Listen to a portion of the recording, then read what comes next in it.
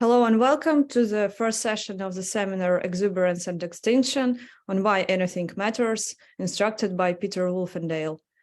Before passing the mic to the instructor, I will read the seminar's description and a short bio of the instructor.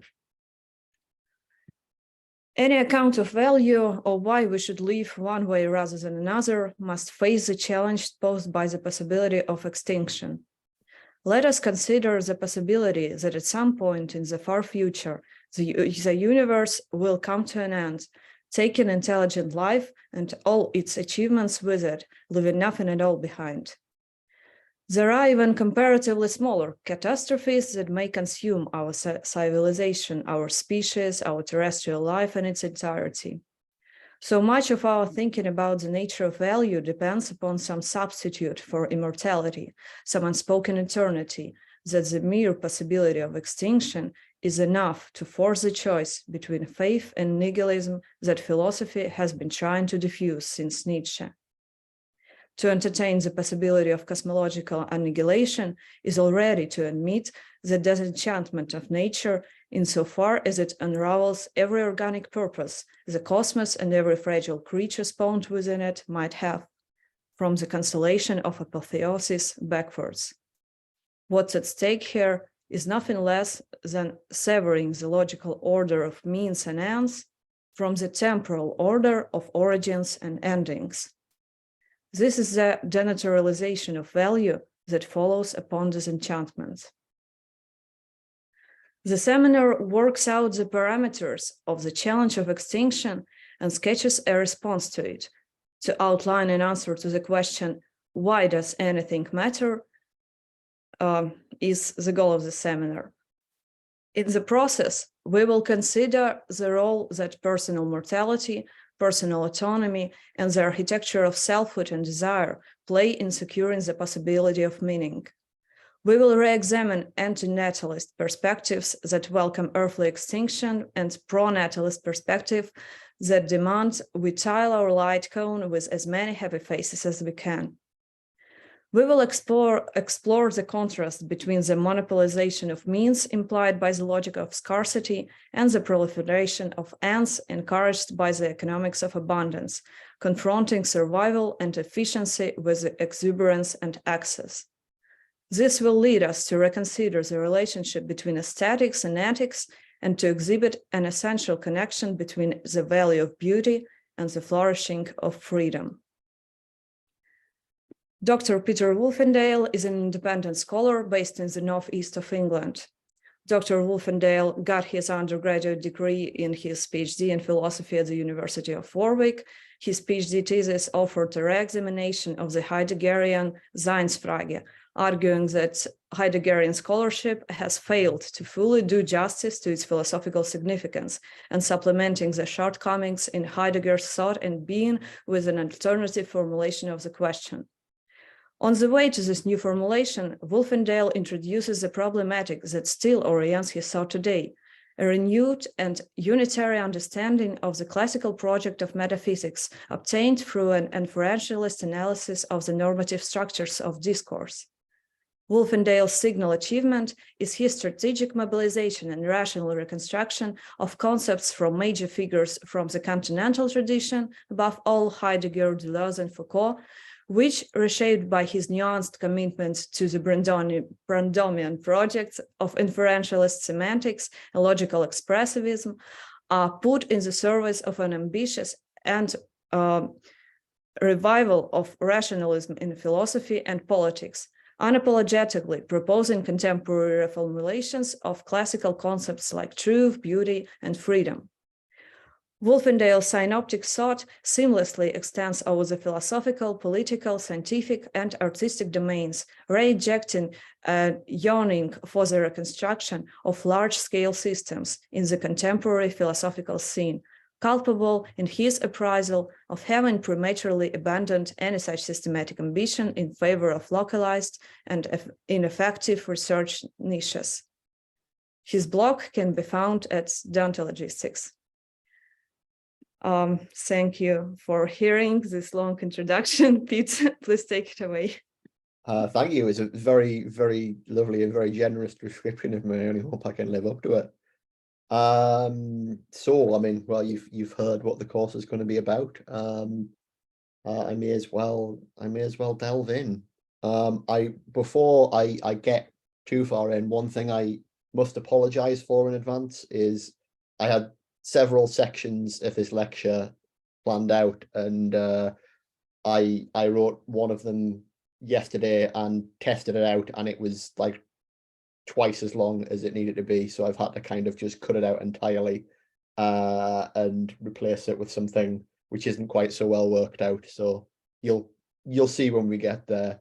Hopefully, if there's anything which is not super clear, we can talk about it more in discussion, and maybe some of the other things I was going to say can come out. Okay, right. That said, let's get into lecture 1, Extinction, Mortality and Meaning. So, our question is this: why does anything matter? It's an indisputable fact that many things do in fact matter to us. What we have for breakfast, the well-being of our loved ones, the twists and turns of geopolitics. But we aren't here concerned with whether we care about these things, but why. Which means, on the one hand, explaining such care, and on the other, seeing if it can be justified. Ultimately, we want to know if there is good reason to care about anything at all. But there are two distinct ways of parsing this question. On the one hand, we might ask, why do things have value? Right? On the other, we might ask, why does life have meaning? Right? So we could call the first the impersonal formulation, and the second the personal formulation of the question. Just to clarify this a bit further, it's important to see that when we ask why things have value, there are different sorts of things we could have in mind.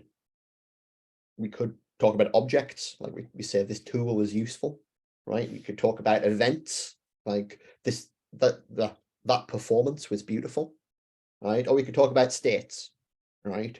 Simply, it is good that you're here, right?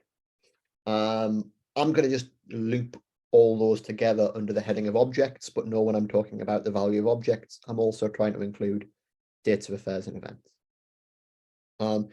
Crucially, all these things are different from actions, right? So we can also evaluate actions by saying, for instance, you did the right thing, right? This fault line between objects and actions underpins the distinction between aesthetics and ethics, as the former focuses principally upon the contents of the world, while the latter focuses on what we do with it and one another, right? As we'll come to see, the relationship between these fields isn't quite so clear-cut, right? But one of the aims of the course will be to try and clarify that relationship. Moreover, when it comes to the question of life's meaning, we should see that life here does not strictly mean biological life, but the sort of personal life characterized not simply by mere behavior, but by free choice over which actions we perform. What this means is that action thus forms a sort of initial thread connecting the two formulations of the question.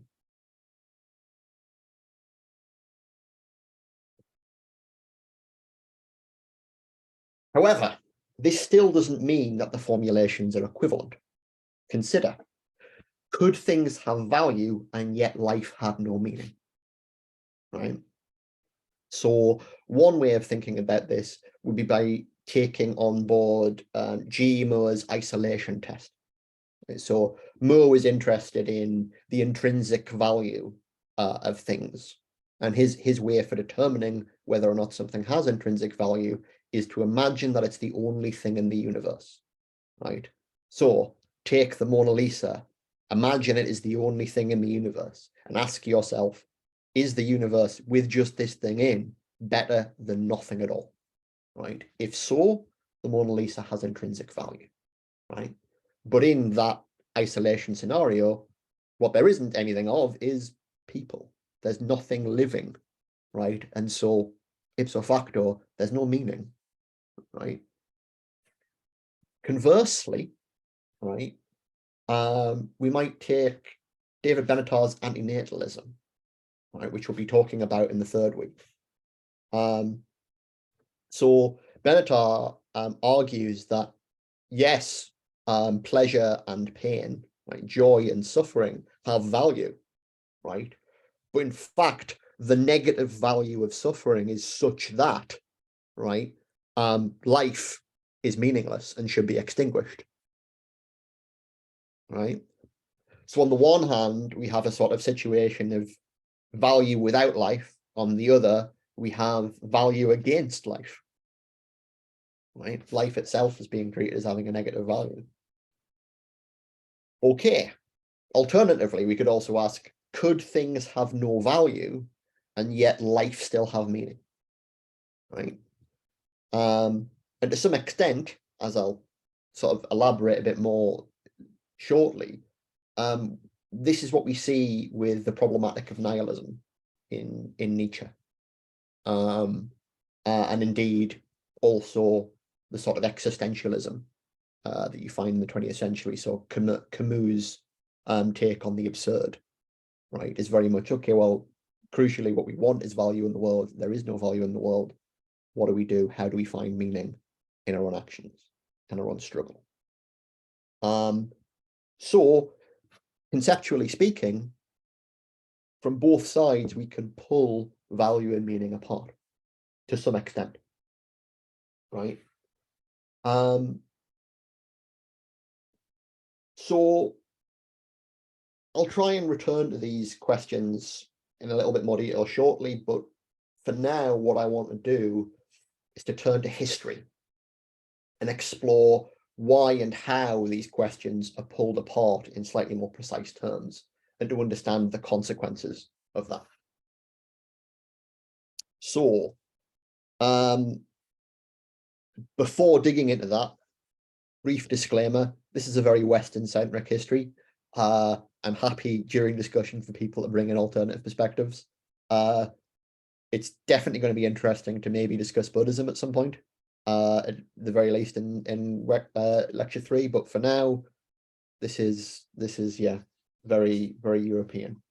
So traditionally, it's been the function of religion to organize our understanding of value, not so much by giving an explicit account of its nature, but by delineating a highest value, namely the sacred, right? The task of systematizing the understanding of value implicit in religion has then fallen to philosophy and theology. In particular, Plato and Aristotle's attempts to theorize the good form the basis for the systematic theology of the Abrahamic tradition, most notably Christianity. In every case, the foundation of value is either located outside the world, paradigmatically as a kind of divine law given by command, or within the world itself as the order of nature, conceived either synchronically as a sort of grand machine. This is what you find in explicitly in Aristotle, where the world is a kind of sort of self-perpetuating engine revolving around God. Or it's sometimes diachronically conceived as a grand narrative, right? It's a sort of story heading towards and culminating in some kind of apotheosis. A philosophical alternative there would be, say, Hegel, right? With the coming of the Enlightenment, the societal significance of religion, right, and the associated theology began to wane, leading to changes in our attitudes towards value. Now, Weber termed this process disenchantment, and characterized it as having sort of 3 principal features. So you call the first the rise of instrumental reason, which is to say the dissociation of our understanding of what we can do from what we should do, driven by the rise of empirical science. So crucially, there's a separation of our understanding of the causal structures of nature from any value laden order of nature that has previously been presupposed, right? The second we could call the desacralization of social life, which is to say the abandonment of the sacred as an organizing principle of public life in favor of social conventions and rationalized institutions, right? Thirdly, and this is what's important for Martin Hagelin that we'll be talking about later, there's the desacralization of death. So this is the purging of death of any special significance beyond its function as an impediment to our plans and actions. Now, there are several philosophical tendencies bound up within this shift, but the two most important for our purposes are what we might call the naturalist tendency and the autonomous tendency. So I'd say the naturalist tendency is exemplified by Hobbes and Hume, and it essentially rejects the idea that the value we ascribe to objects is inherent in them, instead holding it to be an expression of our passions or inclinations. Right, so to take the Humean slogan here, reason is the slave of the passions, right? Crucially, this tendency fed into the development both of empirical psychology, but also microeconomics, right, and rational choice theory. On the other hand, the autonomous tendency is exemplified by Kant, right? And this rejects the idea that our actions can be bound by principles or laws that we do not in some way assent to. So the Kantian slogan here might be that reason gives the law unto itself, right? And crucially, this tendency sort of fed into the development of political liberalism. So this is a sort of generalization and formalization of the idea that the legitimacy of government comes from the consent of the governed.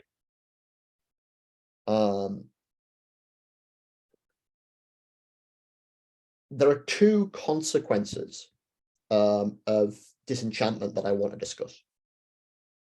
The encroachment of nihilism and the discovery of extinction. So the encroachment of nihilism is famously diagnosed by Nietzsche, who holds that the collapse of the sacred as the foundation of the European system of value, the death of God, right, leads to a hollowing out of life, where the extant social codes remain, but the meaning that drives our personal lives is lost. This marks the point at which the two formulations of our question begin to part ways within our cultural understanding. Right? Nietzsche poses his own solution to the problem of meaning in the form of the eternal return, a test on action not unlike Kant's categorical imperative that supposedly selects for new, more noble values. We'll talk about this more in a bit, but it's also worth noting again that the existentialists take up this problem in a very similar way, but they attempt to find meaning in autonomy itself, conceived less as self-legislation, but more as self-authorship. And indeed, Hagelin, when we talk about him later, is very recognizably in the existentialist tradition. The discovery of extinction, on the other hand, has much more recently been analysed by Thomas Moynihan. So if anyone who hasn't seen it, this book X Risk is fantastic and is a sort of big intellectual history of the concept of extinction. But the Cliff Notes version is the Eon piece that I've set for the reading. Crucially, what Moynihan argues is that up until this point, the point of sort of enlightenment and disenchantment, and the beginning of disenchantment, Western thought had been governed by what he calls the principle of plenitude, or the idea that all legitimate possibilities must eventually be realized. Right? According to this, even if a species could go extinct, it would necessarily re-emerge at some future point. Right? And you see this very explicitly argued for in a variety of philosophers. Again, sort of Aristotle is sort of key here, I'd say. But Moynihan gives a very elaborate account of the scope of this kind of thinking. The key thing that he points out is that this principle of plenitude itself, dependent upon viewing the world, is inherently structured by value, right?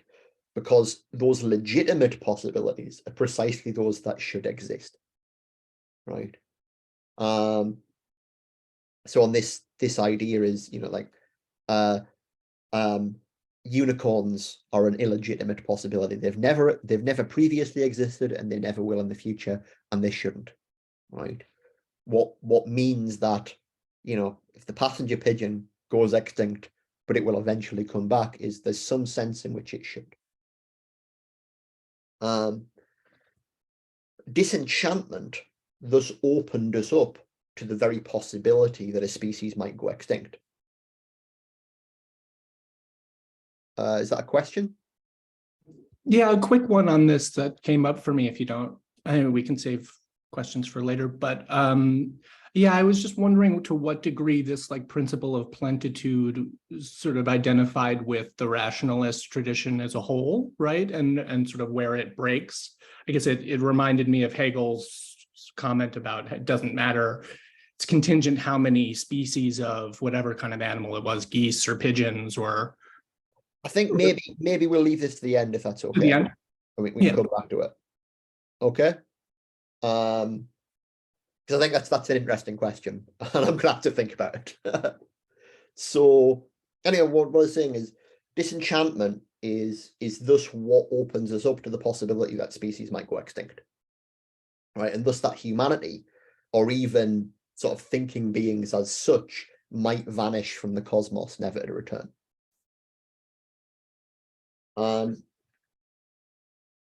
Now, Moynihan argues further that the discovery of the possibility of extinction then leads to taking it as an object of practical action, right? Namely, something to be avoided at all costs. Crucially, if disenchantment entails that there is no value in the world that is independent of us, then our extinction would be the annihilation of value itself. Call this the fragility of value, right? This idea becomes the basis of contemporary philosophical interest in extinction risk, or X risk, right? Much of which treats mitigating the risk of species extinction as an ultimate practical priority. This, in many ways, becomes a secular substitute for the sacred. So, these two themes, nihilism and extinction, collide in the work of Ray Brassier in his book Nihil Unbound. In that work, not to give a whole pressy, he sort of claims to embrace nihilism as a speculative opportunity, right? And tries to sort of turn the thought of extinction against Nietzsche's proposed solution to the collapse of meaning. To understand this, we've got to dig a little bit deeper into Nietzsche's own ideas.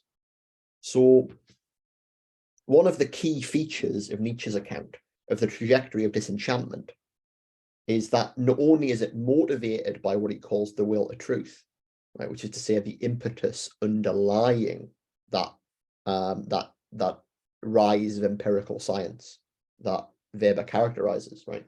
But that because truth itself is a value, right, the will to truth necessarily turns upon itself, right?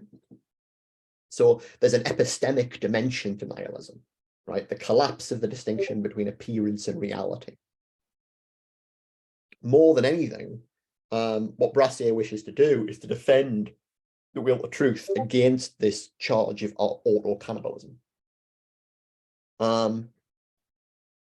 Now, pardon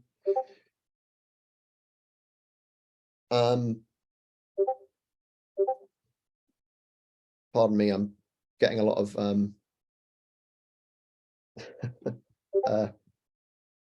how do I turn off my notifications?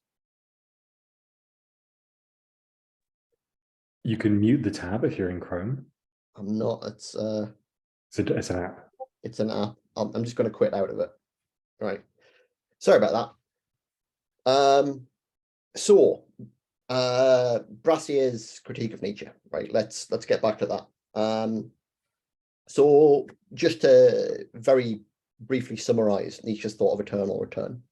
Right. Nietzsche essentially says one has to imagine that essentially time is cyclical. Right, that we live in a cosmos in which everything that has happened will happen again, endlessly. And this is not simply a kind of cosmological posit, but is treated as a thought against which our will and our actions are to be tested. Right.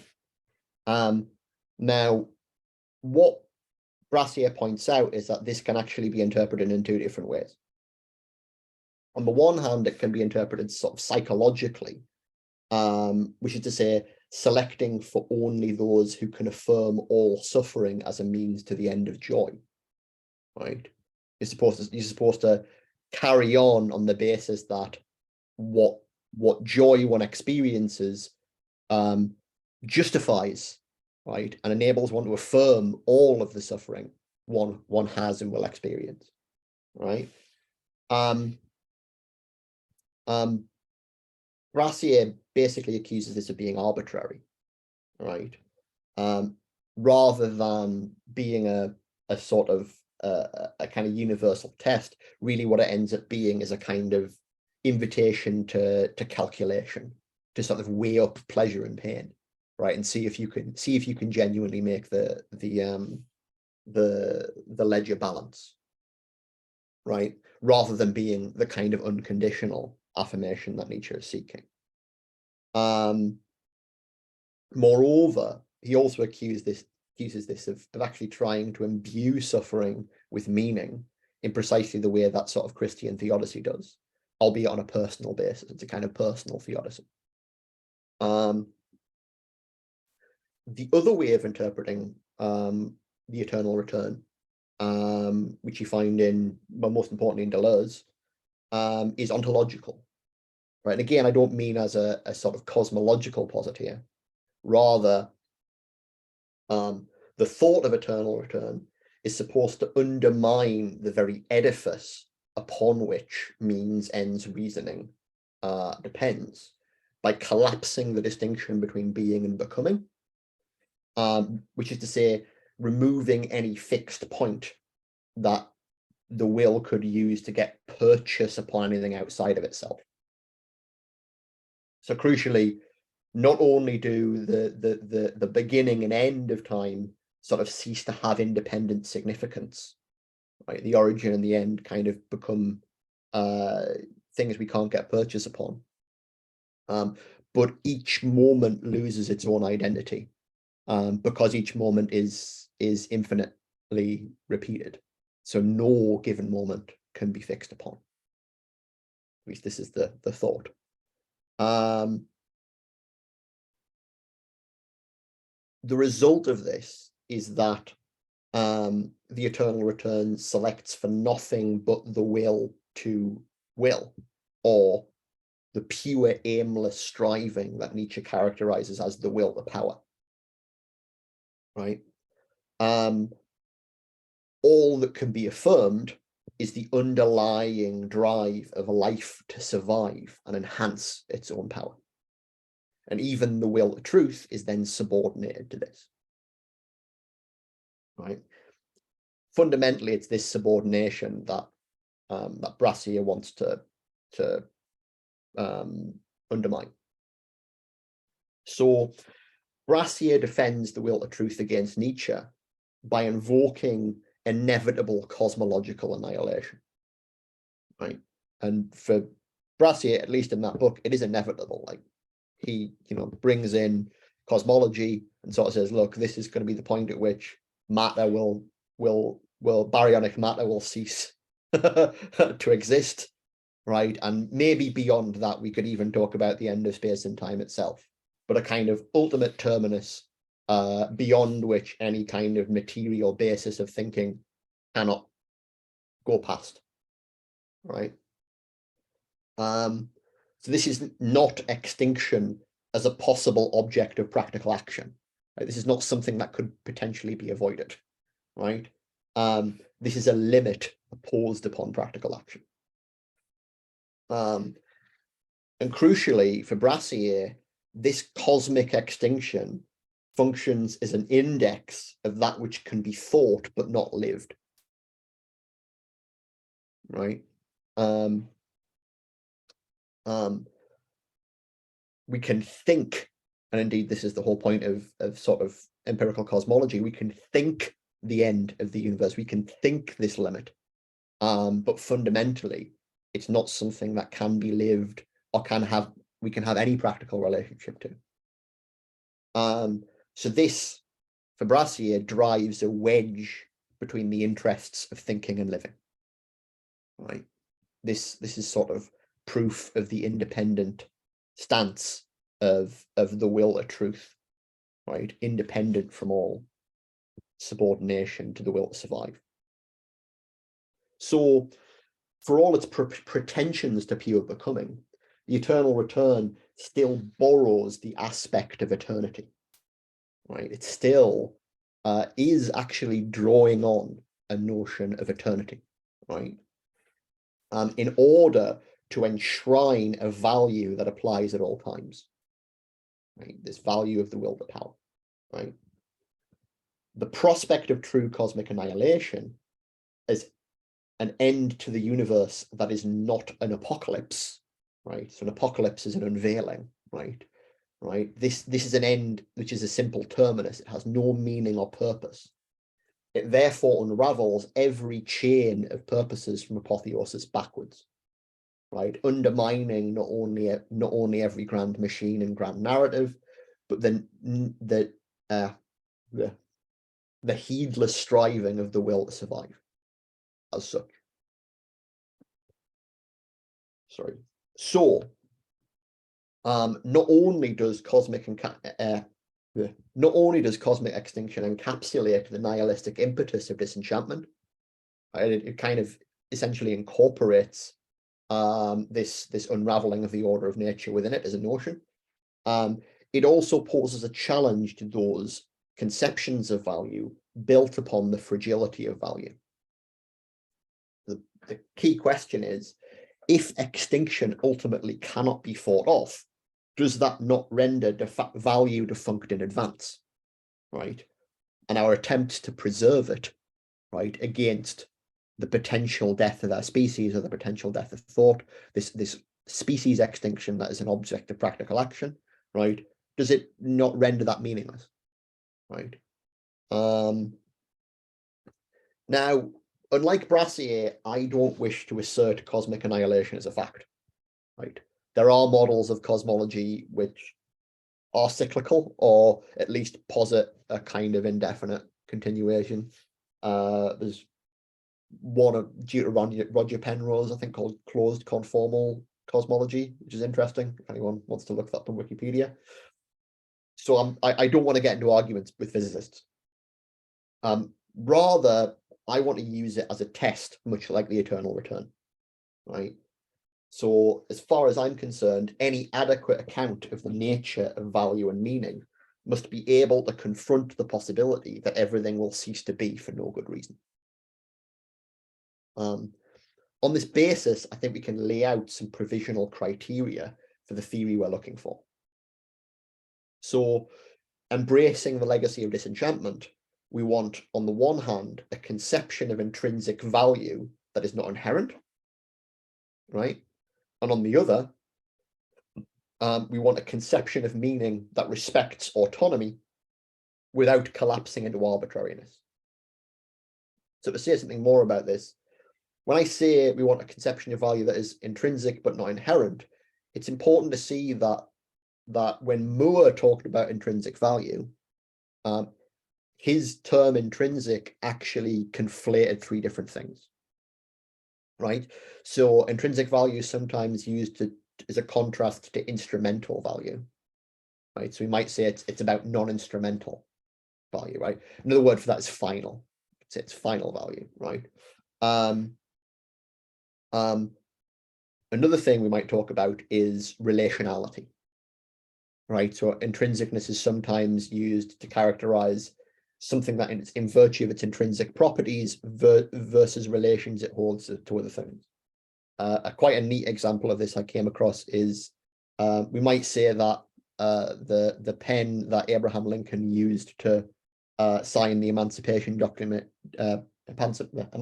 Proclamation is valuable, right? More valuable than other pens, right? That are exactly like it. Those other pens might have exactly the same material properties, right? But they don't have this relation to this important event, right? So intrinsicness can also mean non-relational. Finally, intrinsicness is sometimes used to mean inherent, which is to say value being in the thing itself, right? Independently of any attitudes we have towards it, right? I'm not going to say anything about relationality for now, but crucially, what we want is, at the very least, a conception of intrinsic value in the sense of final value, right? That is not inherent, right? Okay, first qualification. When I say we need a conception of meaning that respects autonomy without collapsing into arbitrariness, what I mean is that we need a conception of free self-authorship, right? That's compatible with there being reasons to choose one way or the other, right? Meaning needs to not simply be something we can stipulate. It shouldn't simply be something where I go, okay, look, I'm just stipulating right now, my life has meaning. I'm just choosing for it to have meaning, and that's it, right? There has to be a case, right, that can be made for it. Right. Finally, following the test of extinction, neither value or meaning must depend upon the indefinite perpetuation of any aspect of ourselves, right? Any form of personal, biological, or cultural posterity, or even simply the persistence of rational beings in the cosmos. The question this poses is really whether such a theory can actually do justice to the intuition underlying the fragility of value, right? And whether on that basis it will validate mitigating species extinction as an ultimate priority, right? So these ideas that are kind of driving the current sort of philosophy of X-risk, does the possibility of cosmic extinction simply wipe them out, or is there some kind of rapprochement that can be had here? Okay, so here's the section that is massively underprepared. I apologize. So I now want to return to sort of the language of normativity. When I was talking about the ways in which we ascribe value to objects and action, right? Weirdly enough, I'd love to be able to provide a definition of the term normative, but there's no definition that doesn't actually presuppose some order of explanation. I can maybe talk about that in the discussion later. Anyway, as we noted at the beginning, we say that many different types of things matter in a variety of different ways. On the one hand, we talk about how actions matter by using the language of directives. So saying that we should, ought, may, or may not perform them, right? So for example, one ought not to steal, right? On the other, we talk about how objects matter by using the language of evaluatives, saying that they're good, bad, better, worse than one another, right? So for example, that renewable energy is better than fossil fuels. To put this in different terms, we can distinguish between norms governing action and value ascribed to the things we act upon, right? Crucially, there are both different types of norms. So for instance, we might distinguish ethical, legal, and conventional norms, right? And And we could also talk about rational norms, right? So for instance, the norm that one shouldn't contradict oneself, right? Is generally taken to be independent of simple social convention, right? Or at least some people would. So these different kinds of norms tend to draw their force from different places. We can also say that we should also note that there are sort of different abstract types of value. So for instance, truth, justice, and beauty, right? But there are also additionally what will often get called thick value concepts. So for instance, like wisdom, courage, or grace, right? These concepts tend to apply to specific things in a way that means they have, the way they're generally discussed is saying they've got more descriptive content, right? So when I say something is courageous, right, I'm actually saying something descriptive as well as saying something evaluative when I apply it to a thing. Curiously, the language of values, when we talk about, our cultural values, my personal values, is actually kind of neutral between these. It seems to kind of assimilate both values in the sense of valuations that we make and norms insofar as they both belong to us rather than inherent things. So I think actually the language of values rather than the language of value is sort of most characteristic of the era of disenchantment. Okay, now these two perspectives, the talk of norms and talk of values, or directives and evaluatives, to some extent interchangeable, right? So to say that one painting is better than another appears to imply, all else being equal, that if you can only save one from the flames, you ought to choose the former, right? And it seems natural to say that when you're obliged to sacrifice one life for the sake of 10, right, that outcome is more important than the other, that it's more valuable in some way, right? More generally, it seems to say that one should act in a certain way implies not only that the action is itself good, but that the outcome or the state of affairs it brings about is. This opens up various strategies for reducing one way of talking to the other, right?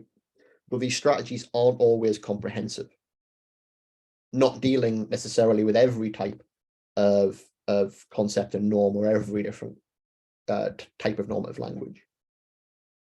The most common traditional approaches along these lines are ethical theories that explain how we should act in terms of what is good, at least in some sense of good. So most classically, consequentialists hold that what we should do is simply to maximize the amount of good in the world, right? They then need to explain what this goodness, and this is goodness simpliciter, goodness without any kind of qualification, right? That can simply be applied to anything, right? Consists in. And the most popular strategy here, beloved of utilitarians, is to identify it with some kind of measurable quality, measurable quantity. So the classic example is pleasure, right? As in hedonism, right? What is good is simply that there is more pleasure in the world than not.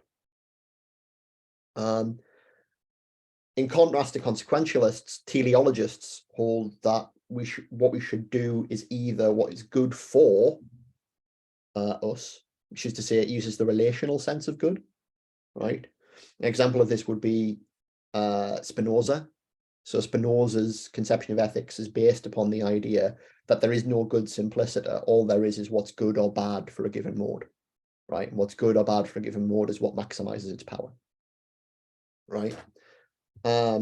Alternatively, you could hold that what we should do is what makes us a good instance of the type of thing that we are, right? This is an attributive sense of good. So other attributive claims might be like, I might say this is a good knife, right? I'm saying that thing is good qua the type of thing it is.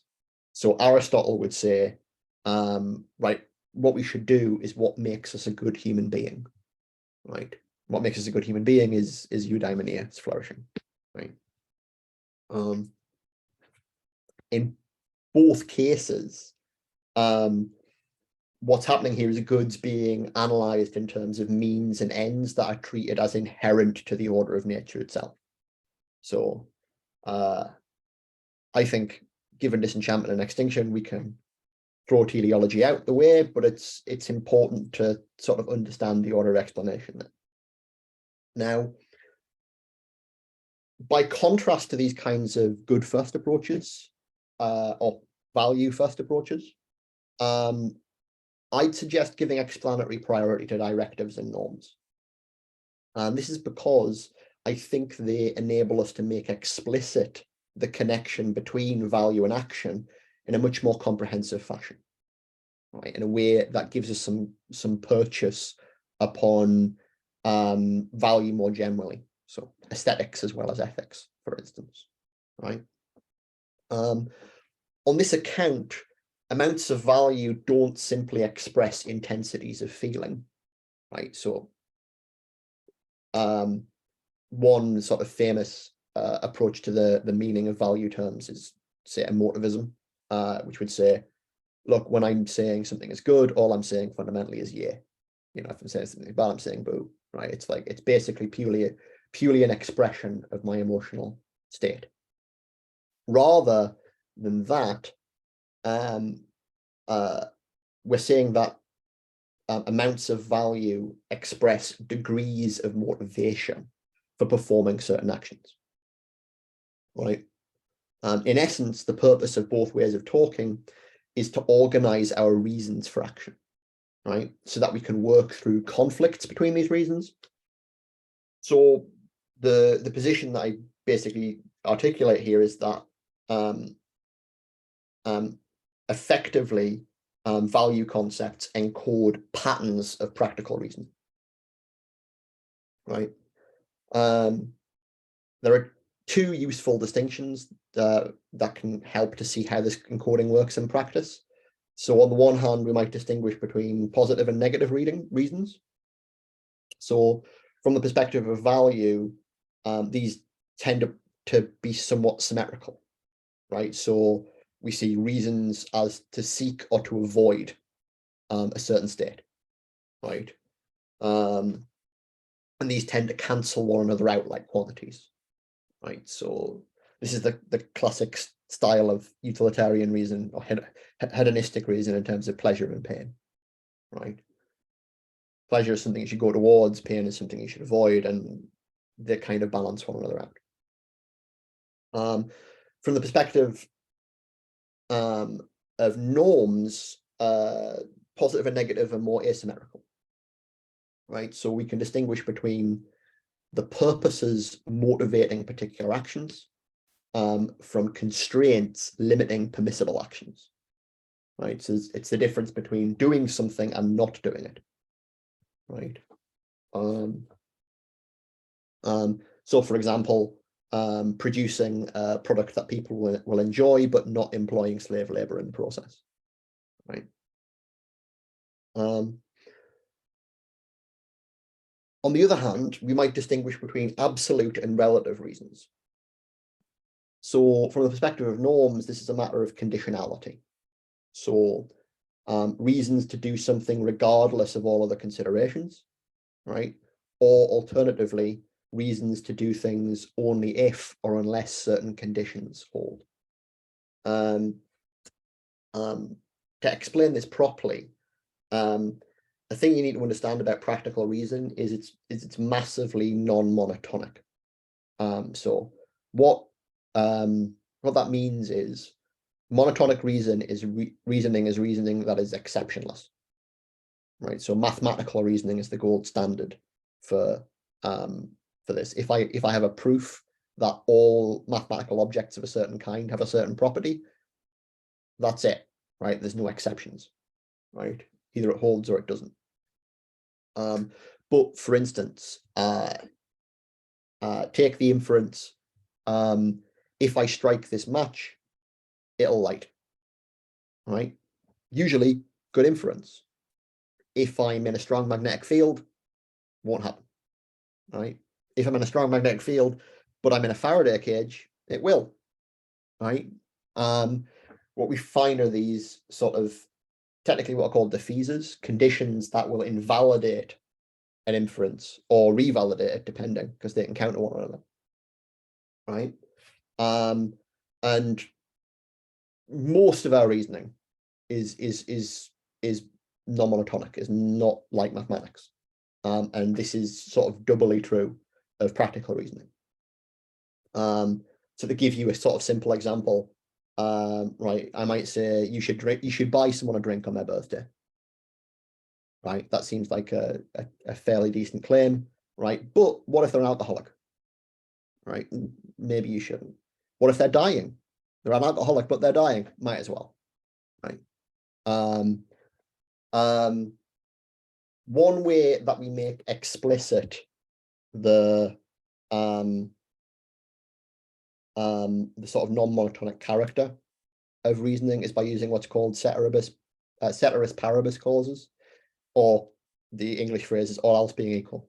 I say, look, all else being equal, right, you should buy someone a drink on their birthday. And what that's not doing is somehow incorporating all possible exceptions into the claim.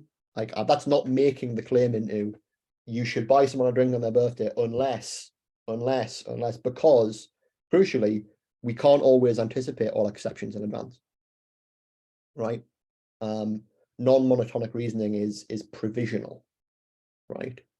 In an open-ended way. Another useful term here is that sometimes, particularly in legal contexts, people will talk about pro tanto obligations or pro tanto uses of should and ought, right? And that's capturing this provisional character, right? Another feature of practical reasoning that incorporates this non-monotonic character but in a slightly different way is contextuality. Right, so the vast majority of practical reasoning is contextual, right? We make reason, we reason on the basis of a particular problem or a particular range of options, right? So I'm not at every moment asking, what should I do with my entire life? Right? And how do I incorporate all possible factors? Right? No, I'm only considering the factors that are initially relevant to a particular context. And some of these contexts are kind of formalized. So a good example of this would be a game like chess.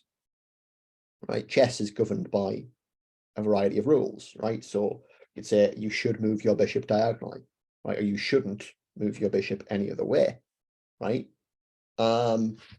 But if someone puts a gun to your head and says, move that bishop forwards, right? That's a fairly reasonable exception, right? But it's not an exception that is expected on the fly, right? We could say that the rule there, the norm that's in face, that governing the bishop that's in play, is absolute within that context, right? The context is sort of taking into account that certain kinds of exception just aren't to be dealt with or aren't to be thought about, right? Okay. Another interesting thing to bring up here is often in practical reasoning we do pro-con reasoning, right? We'll say, okay, you look, all else being equal, you should choose the bigger house, right? And then someone says, but this house is closer to work and that house isn't, right? And also it's got a bigger fridge, right? And then we come up with a list of pros and against. A lot of practical reasoning is done on the basis of kinds of weighting, but that doesn't necessarily mean that those weights can actually be translated into like actual discrete values. But I mean, the question of whether it can or not is open, right? There's disagreement upon that. But crucially, this kind of weighting or sort of like implicit appeals to amounts is partly what gets codified by value rather than not evaluative rather than directive language, right? So from the perspective of value, it's actually kind of typology, which is handling this sort of absolute relative distinction, right? So on the one hand, you have goodness simplicity, right? Which is supposed to, in some sense, enable you to compare every outcome, right? It's supposed to sort of express the overall evaluation of what you should do, right? Which can be distinguished from values like sort of wisdom, justice, or utility, each of which sort of apply to specific things, and not just apply to specific things, but motivate different kinds of action. So in the case of wisdom, we might say it motivates learning. In the case of justice, we might say it motivates coercion, like the use of force, or in the case of utility, acquisition, right? These permit sort of extensive and fine-grained comparisons, but they don't necessarily mean that they're mutually comparable.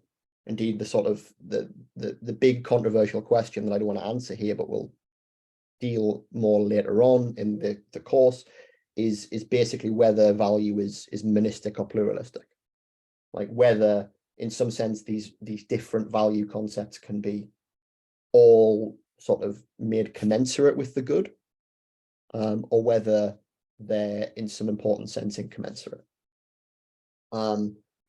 You can say something similar about thick concepts, but I'm realizing I'm way over time here, so I'm just going to try and kind of rush through this.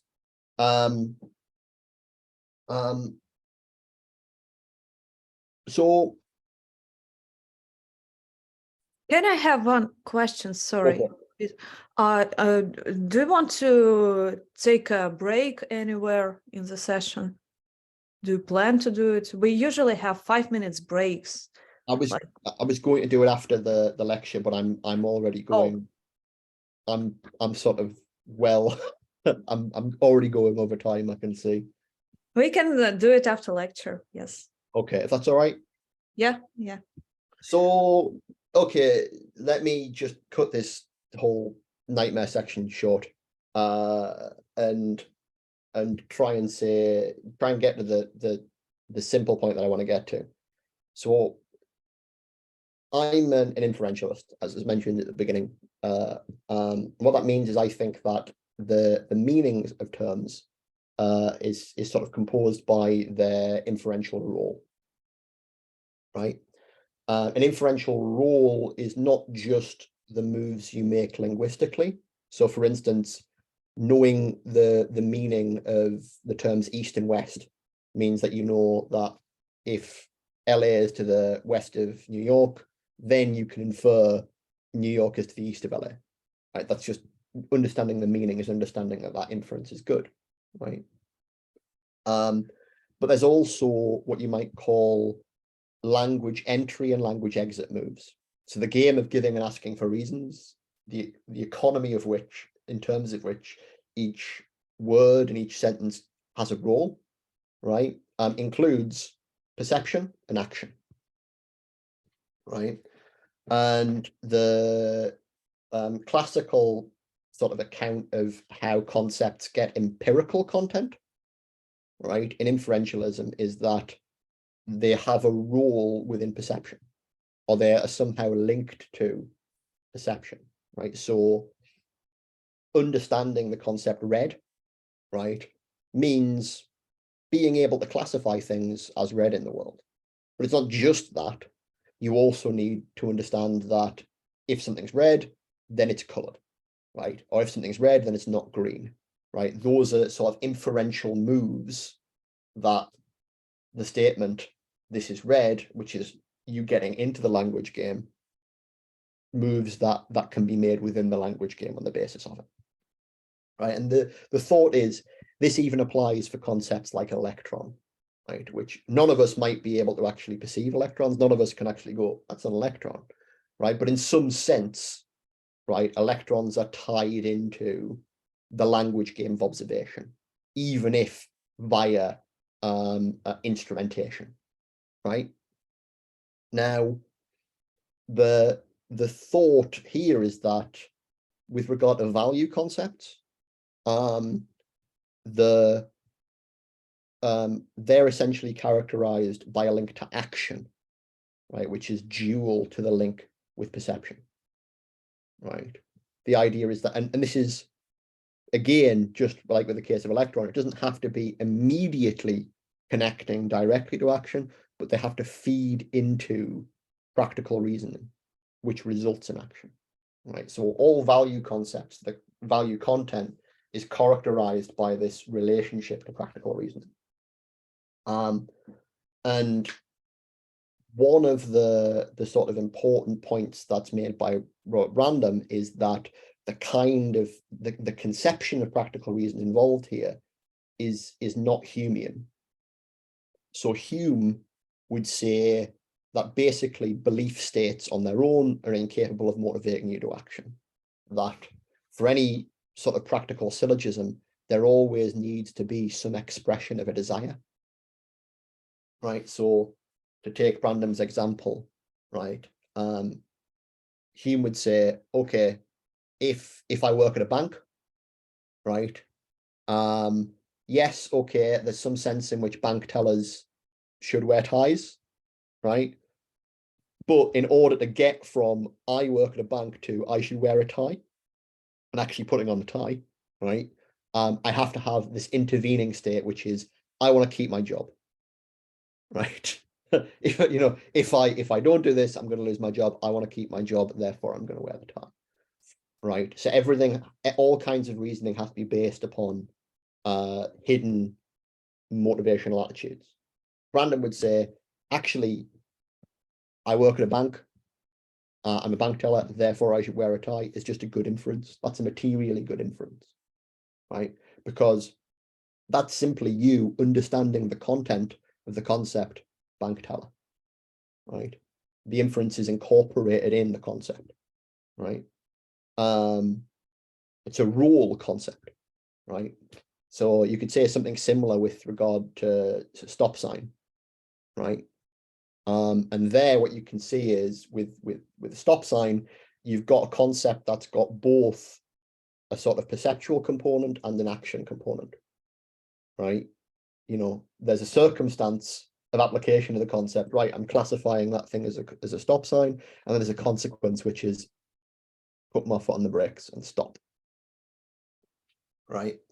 So that concept itself is supposed to implicitly incorporate a bunch of inferences, even if none of those inferences end up happening in practice, even if it's just like, look, I see the thing and I put my foot on the brakes. Theoretically, right, if I'd had more time and I had someone sitting with me in the car, we could have gotten into a whole series of reasoning about why I'm doing what I'm doing and whether or not I should do it. For instance, we could end up with some of these exceptions, like the person in the car could have pointed out, well, we're being chased by the police right now. Like, should you stop at the stop line when this is happening, right? So there's all this reasoning still implicit even in this immediate, or there's the potential for reasoning implicit in the application of the concept, right? Okay, why did I go on about this?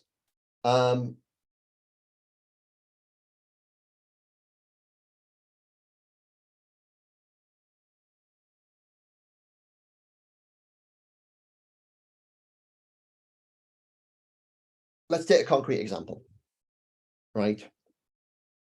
Let's say we get to close to the end of the universe and the universe is no longer habitable and we're all dying out. And we do one last thing, which is build a monument, right, to our prior existence. And that monument will continue to exist into the final end of the cosmic age with no one to witness it. Right? Can we say that that monument is beautiful? Right? Can we say it's worthwhile or valuable in any way?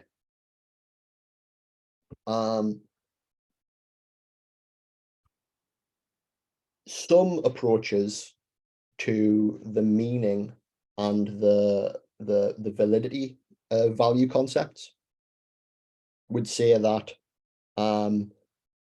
essentially what it is for something to have value is for us to have a correct attitude towards it, an attitude of some kind, right? But often this is characterized in terms of co-presence, right? So the idea is, look, there's no one around to have the attitude, right? Therefore, how can the thing be valuable, right? My position here is,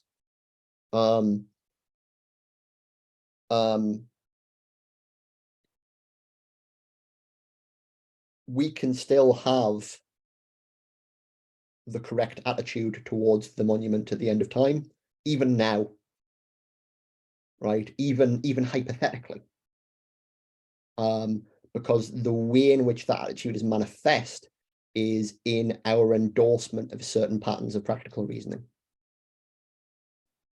right? Which might be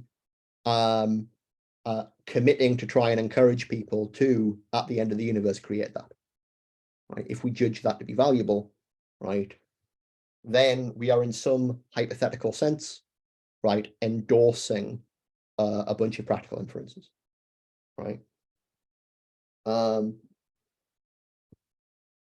Crucially, if you transpose that back to G.E. Moore, so, you know, you've got this isolation test, right? Imagine a universe which there is nothing but the Mona Lisa. I think even hypothetical practical reasoning can make sense of the ascription of value in this case, right? Something as silly as, you know, if you had the possibility of choosing between, right, two otherwise empty universes, you pick this one, right? That might be an impossible choice, like a choice that can literally never happen, right? But even impossible choices are ones that are actually reflected in the structure of the way in which we're reasoning about things, in the general patterns that are encoded within the terms we're applying, right? Okay. Interestingly enough, this kind of parallels, this sort of hypothetical strategy parallels Kant's way of explaining the ascription of norms to like biological structures, right? So saying like the heart should beat, right? For Kant, that's making an analogy with practical reason. It's saying that, right, we can reason as if, right, the heart has this purpose, right, within the context of a system. We can reason as if it's got this structure of means and ends. I'll talk about that more next week, right? But that's just a parallel that's worth understanding. Right, okay, so I've gone on about that for way too long. Let's get on to meaning. So, the language of meaning. It's important to distinguish meaningfulness from the mere feeling of meaningfulness, right? The former is the province of philosophy, and the latter is the province of psychology. These aren't entirely unrelated, but what we want is a justification. The question is, a justification for what? Camus' answer is simple: to continue living one's own life, or not to commit suicide, right? However, what's asked for here is not simply a justification for anyone not committing suicide, or an impersonal reason for preserving life as such, such as the sacred character of human life, right? But rather a reason for me personally to continue living. if we can characterize meaning as a value, it seems to come in degrees, right? And it seems to have this kind of final character, right? Something pursued for its own sake. Then what distinguishes it from other values is this personal character, right? So on the one hand, this lets us distinguish meaning from ethical rightness. This is not to say that ethical behavior couldn't contribute to meaningful life, only that we can imagine ethically upstanding lives that would nevertheless be devoid of meaning, right? On the other, it suggests that meaning cannot simply be equated with happiness, as it is commonly understood. Again, not because happiness understood as enjoyment or contentment, right, cannot contribute towards meaning, but because we can imagine trading these in for fulfillment, right? So we'll leave the idea that happiness might be defined in terms of fulfillment or eudaimonia, that Aristotelian concept, to one side for the moment. Now, getting a grip on the term meaning can be quite difficult, ironically, because it's got a variety of meanings. But I think we can distinguish roughly 3 ways it gets interpreted in this context. So firstly, as effect, right? So one's life making some kind of difference to the world, right? Usually we think of this in terms of agency, in terms of our actions having done something. Secondly, in terms of explicability, right? So having one's life make sense, right? Having life mean something in the sense of being interpretable, right? Another way of thinking about this is in terms of self-recognition, right? Being able to recognize oneself, right, as a self that is coherent, right? You see this very much in kind of narrative conceptions of selfhood, right? I need a story that explains who I am, right, and makes sense of my actions. Thirdly, meaning can be interpreted as purpose, so as commitment to a project or playing some kind of role, right? Interestingly enough, purpose can kind of unite the other two. Like purpose can be a way of making sense of one's effect upon the world. Now, there are different ways of prioritizing and relating these, but I'm just going to leave that there for now. What I want to do is to get on to Haglund, and I apologize for taking so long to get here. So I want to examine the account of meaning provided in Haglund's This Life. His overall project in that book is to advocate for what he calls secular faith, which is an approach to life and its meaning opposed to religious faith. He sees religious faith as a sort of false consciousness that aims to liberate us from finite worldly life by appealing to some concept of eternity. Here, he includes not just explicitly religious perspectives, such as Christianity and Buddhism, which appeal to some notion of eternal life or nirvana, in which worldly suffering is absent, but even more explicitly philosophical perspectives, such as Stoicism and Spinozism, insofar as these recommend conditioning ourselves to reduce our sensitivity to this suffering. By contrast, secular faith embraces the truth that life can only be meaningful in light of death and the struggle against it, right? Most interestingly, Haglund explicitly argues that species extinction can only be a priority for us because of the inevitability of death. So to quote him, to grasp the existential threat to yourself and to future generations, you have to believe not only that life is finite, but also that everything valuable, everything that matters, depends on finite life, right? So crucially, this is personal mortality, which is a condition here. But we might wonder, given our topic of sort of cosmic extinction, could we not, right, embrace Haglund's position in order to say something like, well, actually, the inevitable extinction of everything is actually what gives life within the universe meaning, right? Like, is there some parallel here between personal mortality and cosmological annihilation? I'm going to argue not quite. But anyway, let's get into Haglund. So most interestingly, Haglund explicitly argues that species extinction can only be a priority for us because of the inevitability of death. To grasp the existential threat to yourself and to future generations, oh sorry, I've just repeated myself, I apologize, skipping. I want to summarize the earlier parts of the book before turning to the chapter I set for the reading. So this is mainly focused on his account of secular faith, which he takes to have three components. So firstly, existential commitment, which is to say, we make a choice between alternative possibilities for how we could live our life, right? Choose to be a teacher, right? I choose to be a father. I choose to take up some important personal project, right?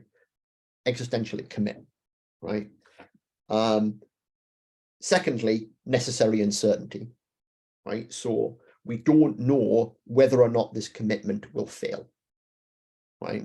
Fundamentally, the success of this commitment is going to be uncertain, right? And thirdly, what he calls motivational force, right? Which is to say, there's something that we risk losing in the process, right? There's something we risk losing if this fails, right? That for him is the template for meaning, an authentic meaning, genuine self-conscious meaning in life. Haglund's key claim here is that there can be no commitment without the possibility of failure, right? The idea of commitment doesn't make sense if it can't fail, because if it can't fail, it couldn't possibly succeed either, right? This actually resembles Robert Brandam's interpretation of Kant's account of autonomy, right? Wherein there's a fundamental distinction between the force of a commitment and its content. So for Brandam, we're autonomous precisely insofar as we have control over the force of our commitments. Like, I'm in control of which commitments I bind myself to, right? But we could not be committed if we also had control over their content, right? As we would then be able to define our actions as always successful. So take a very simple example. If I make a promise to you, if I'm able to interpret the content of that promise however I like, then I can never fail to keep it, right? The upshot of this idea is that the implications of our commitment must always exceed our grasp of them, right? So there's always this potential excess of what's implied by my commitment and what I actually grasp in undertaking it, right? For Brandam and for Haglund, understanding this excess actually requires a sort of community to progressively determine the norms by which any of us are bound, right? The norm that determine the content of the commitment. But I'm going to leave that to one side. To see how this works as an account of meaning, the existential commitment that we make to living our life a certain way provides a purpose in terms of which we get to make sense of ourselves and our actions. Right? The existential commitment is a means for sort of self-recognition, right? I get to see myself as a father or a teacher or whatever. But it's the possibility of failure that gives us a sense of our agency by enabling us to own the extent of our own success. And this actually enables there to be degrees of meaning, right? Like, you know, the commitment is the basis for the meaning in my life, but whether or not I've succeeded in living up to it can determine how meaningful my life is, right? Haglund expands this account of commitment into an account of care, in which what we care about must be essentially fragile. So there are effectively two aspects to this. On the one hand, he argues that if we understand loving people and things as commitments, the only thing fully securing the possibility of failure of these commitments is that the things we love might cease to exist. Right? On the other hand, he argues that their fragility demands action on our part to actively protect and sustain them, which thereby constitutes the normative content of the commitment, or the consequences of the value we place in them. So that kind of fits quite neatly into my story about value. Hageland's point there is that the value I'm placing on an object when I love it, right, in order to genuinely be value, has to imply that I have to do something, right? And he says, well, the fundamental thing here is preserving the thing, and that only means anything if I can fail to preserve it, if the thing can be fragile, right? So this is sort of the first half of Hageland's argument for mortality, but this is an argument for the essential mortality of those we love, if not yet ourselves. The natural and spiritual freedom chapter that I set for the reading is what provides the sustained argument for the essential character of personal mortality as a condition for meaningful life. And he does this by building an account of spiritual freedom that supervenes on an account of natural freedom, characteristic of animal life. So the fundamental difference between these two things, spiritual and natural freedom, is that although both may display norm-governed behavior, right, only spiritually free creatures may bring these norms into question, right? So Hageland is happy to say, look, animals are governed by biological norms, right? They eat certain things because that's what they should. They behave in certain ways. They treat their children in certain ways. They reproduce, right? These are biological norms, right? But they're fundamentally incapable of bringing these norms into question. And our ability to do that is what distinguishes us, what makes us autonomous agents. We might even say that, as far as he's concerned, meaningful in life is having a good answer to these questions that we can ask for ourselves. So we can, as spiritually free agents, we can ask ourselves who we are and what we should do, and meaning consists in being able to give good answers to these questions. Now, I'm going to basically rehearse his account from the ground up. So he begins by saying there are three essential traits of life, right? Biological life. All biological life has these three traits. First, finitude, right? It will die. Secondly, fragility, by which he means materiality, right? It's constituted by some kind of material body that can potentially degrade, right? Third, asymmetrical dependence. And what he means by this is that the living is asymmetrically dependent upon the non-living, right? We're all dependent upon the geological strata of the earth and upon, non-living nutrients. There's got to be this fundamentally pre-living thing that the living is dependent upon for sustenance. There are then three traits that characterizes natural freedom, the sort of freedom that animals have. The first is self-reproduction. Essentially what this means is the maintenance of biological identity, both for the individual organism, but for the species by reproducing the species, by having, offspring. The second is suffering, right? And this is what's strived against. He calls this negative self-relation, which is a bit of a weird term. Basically, the idea is there's got to be challenges to the biological integrity of the individual and the species that this activity of self-reproduction is struggling against, right? And thirdly, there's enjoyment, right? Which is the unstructured use of surplus time and energy, right? What doesn't go into self-reproduction can be spent in unstructured play, right? Now, the three traits that characterize spiritual freedom are modifications of these three traits of natural freedom, So the first is self-maintenance, right? And instead of being the maintenance of biological identity, this is the maintenance of what he calls practical and existential identity, right?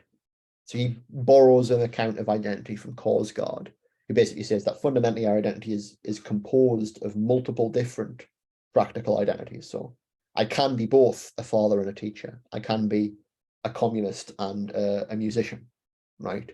I can take on these different roles, and these different roles fundamentally shape the kinds of motivations and reasons I have for doing different kinds of actions, right? Hageland also wanted to say there's got to be a kind of unifying existential identity underlying this, right? The thing that all these practical identities accrue to, right? And the second trait then is existential suffering, right? And this is what is strived against in the process of self-maintenance, right? This is challenges not to biological integrity, but to personal integrity. So for instance, conflicts between my different identities, right? I might, be a communist, but I might have gotten a record deal, right? How does this sit with me? How do I incorporate these things, right? And thirdly, there's personal projects, right? There's the structured use of surplus time and energy, right? Everything that I'm not necessarily putting into self-maintenance can actually be put forward into doing things of my own choice, doing things for their own sake, right? Projects that I can set myself.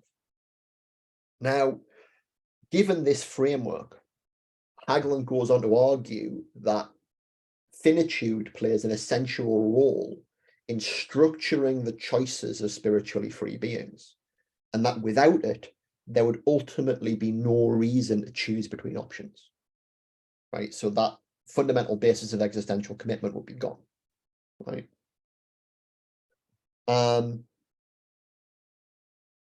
I think there are three different ways of reading this argument, because I don't think it's laid out as clearly as it could be. The first is just straight up borrowing from Heidegger, is saying that the possibility of death as a horizon, right, as the kind of sort of limit of my experience of my life, right, structures temporal experience as such, and that without it, there literally can't be temporal order, right? There literally can't be relations of sooner or later. And those relations of sooner and later are needed to structure our choices, so done, right? Without death, there simply isn't temporal experience. I think that's a bit strong. So I'm just going to discount that. The other two are more plausible, right? So first of all, we could read it in terms of scarcity. So we could say the possibility of death entails that we might not be able to do everything, right? And thus provides a rational urgency for doing those things that are most important first. So without it, there cannot be an importance order needed to structure our choices.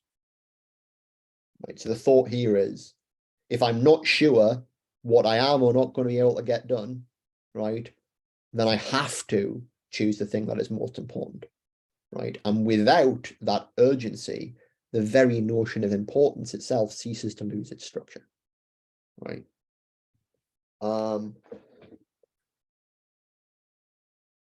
Secondly, there's what we might call unification, right? So here, the possibility of existential anxiety, right? This worry about the fact that I'm going to die and what does it mean for who I am and what have I done, right? Is what actually connects all of our reasoning together in the last instance, enabling me to ask the question, what am I going to do with my life, right? So to put this in the way, my death is unique to me and so forms the basis of my personal individuation. To put this in terms of what I was saying earlier, almost all practical reason is contextual. Almost all of what we do is just, I turn up in a context and I react to it, right? What is it that enables us to have a set of priorities that actually supervene, well, runs across all of these practical contexts. That enables me to sort of collapse them together and say, okay, well, who am I, what am I doing, and how is that being expressed in all of my actions, right? It might be that the only thing that's capable of motivating that as a structure is the fact that I may die, right? It enables me to sort of go, well, what's my life as a whole, which enables me to think of who am I, right? Okay, right. Here's my critique of Hagland. And this is the end of the lecture. I apologize for going over time. So to summarize, Hagland articulates two abstract conditions governing the actions that are capable of giving a person's life meaning. On the one hand, the possibility of failure, without which there can be no success or true agency, right? And the exclusivity of options, or the need for choices between alternatives that persist across the unification of reasoning contexts, right? So Hagland then attempts to develop these into concrete constraints on the sort of life that can sustain meaning. So he interprets the possibility of failure as the possibility of loss, right? Which entails that those we care about are materially fragile. And then he interprets the exclusivity of options as finitude, which entails that we ourselves are materially fragile. For human communities to support activities that can sustain meaningful lives, they must be so constituted as to perpetually fight against their inevitable deaths, right? So he's got some abstract constraints that he then sort of reads into more concrete and substantial conditions, right? I think both of these moves are suspect, right? And that their apparent plausibility comes from the vision of immortality that they're contrasted with. Oh, questions? Should we make a discussion before the break or after the break and after the lecture? I don't know. I'm nearly done. Let me get to the end. Yeah. Unless there's any clarificatory questions, let me get to the very end and then we can. I was just, while you were doing this with the critique, I was wondering while I was reading the text, why you did specifically choose this text from Hagland in the context of the class. And maybe you will speak to it and you will clarify this, and wondering if Hagland is just a stand-in for something, for a point you want to make. There is a reason. You'll see. I mean, I think he is also a useful stand-in, but I think also there is something specific to Hagland. Any other clarificatory stuff?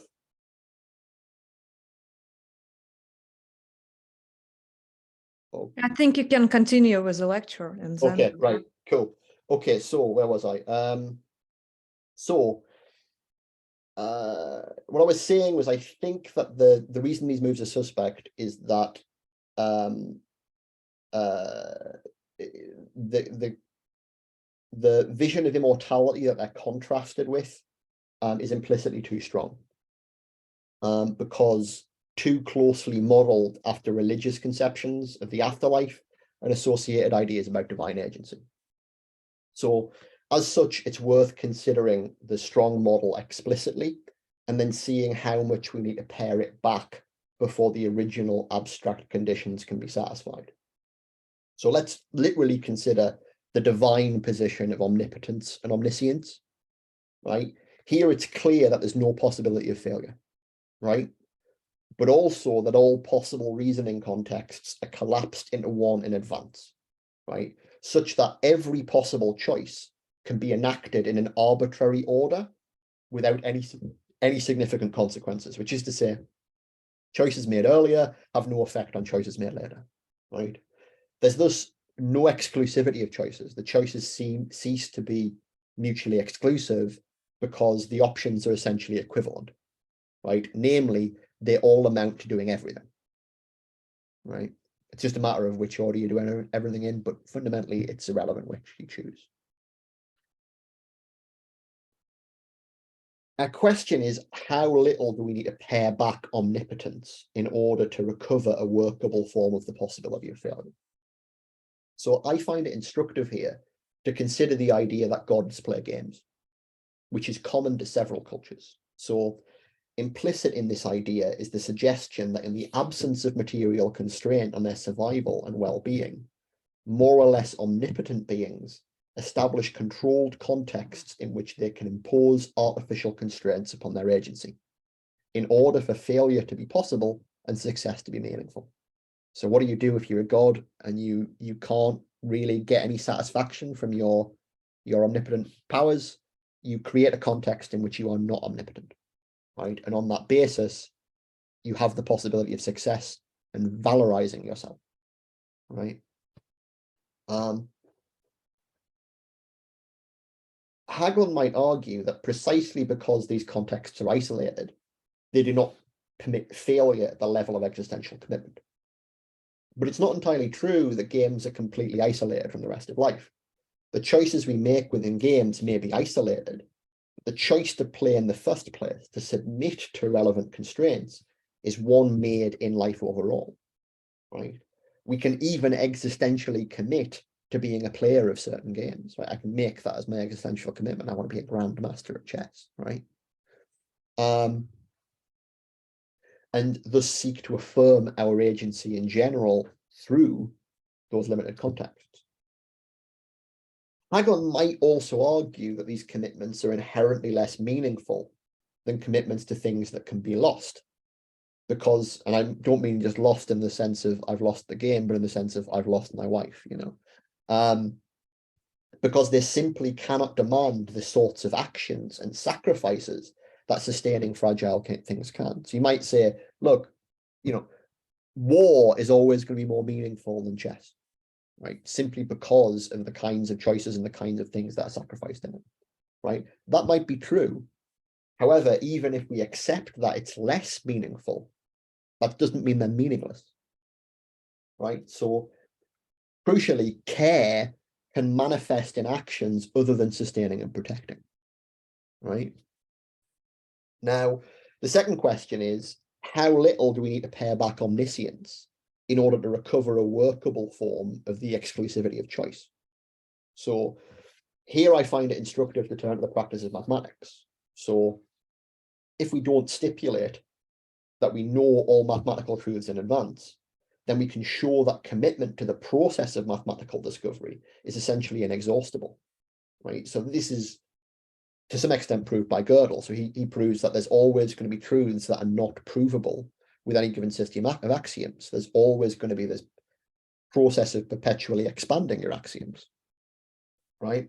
However, I prefer Per Martin Loft's framing of the idea. So what he shows is that there's an essential epistemic asymmetry between the effort involved in finding a proof of a conjecture and verifying that proof. So one can know everything one needs to know how to verify a proof without thereby knowing everything one needs to find it, right? Put in different terms, we can understand everything we need to ask a mathematical question without thereby being able to answer it. To give a concrete example, Fermat's last theorem, we could understand what the conjecture was using very, very simple mathematics. All you need to know is to understand exponents and Diophantine equations, right? In order to prove it, we needed elliptical curves and modular forms, like vastly more complex mathematical concepts, right? And this kind of reveals another feature, which I'd call ramification. So developing the tools needed to answer previous questions actually enables us to ask new questions that we can't then answer with those tools, right? Crucially, what that means is the process of discovery at every point in the process of discovery, the options available to us change, right? And that the way they change is a consequence of the previous choices we've made. Rather than an actual infinity of meaningless choices then, right, which are all available in advance, there's a potentially infinite trajectory uncovering meaningful choices that can't be collapsed into one. So it's impossible to collapse this range of choices just into a godlike perspective of I could just choose to prove everything, right, all at once, right? It's a potentially infinite trajectory that will always be unique, right?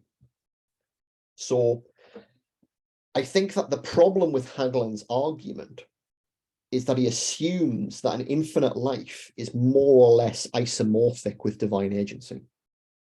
So that even if one is faced with certain concrete limitations on capacity and knowledge, one can assume it will in some sense be maximally full. This is similar to Moynihan's principle of plenitude, right? So an infinite life will necessarily realize all legitimate possibilities, right? Everything worthwhile that could be done will be contained within an infinite life. I think that's the assumption that is wrong, right?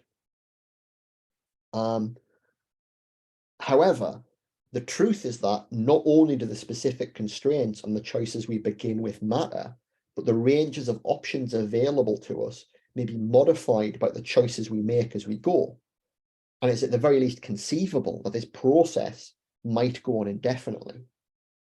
So we might ask whether we can always extend the games we play in a manner that resembles the ramifying paths of mathematical discovery. Like, so, you know, if I get into chess and after a billion years, I'm tired of chess, like, can we just up a dimension and we'll do 3D chess, and then eventually we'll get to 11-dimensional chess and beyond, right?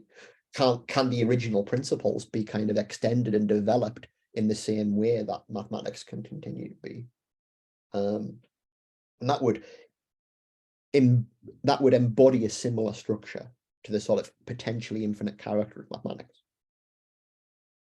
What remains to be seen is whether it's possible to articulate a coherent notion of selfhood without the horizon of death.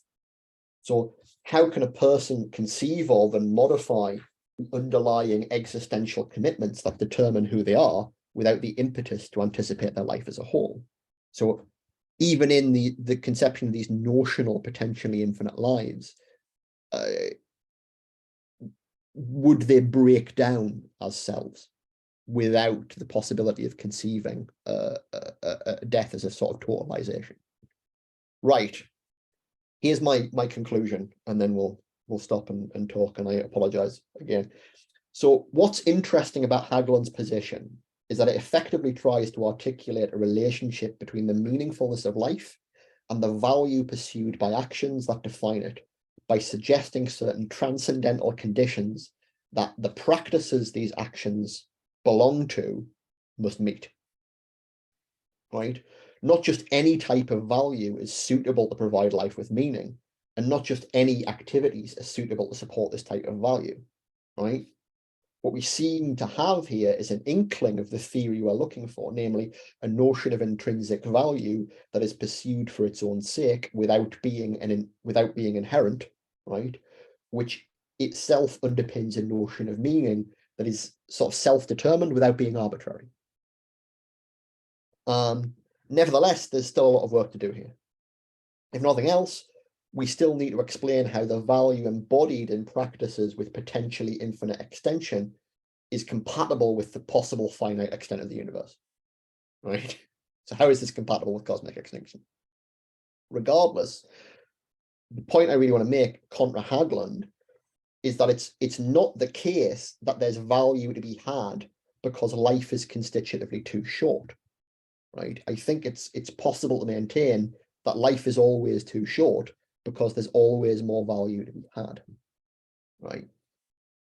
And that's I think the thread that needs to be pulled on in order to ultimately develop the conception of value that we want, right? So what I really want to say is, like, what cosmic extinction, the thought of that should ultimately allow us to realize is that no amount of time would be too much, right? Like, the end is fundamentally arbitrary, right? But making sense of that requires some more work, right? Okay. Sorry for going on for so long. Would people like a quick 5-minute break? and then we come back and we crush as many questions and thoughts as we can. Okay? Yes, yes, sounds great.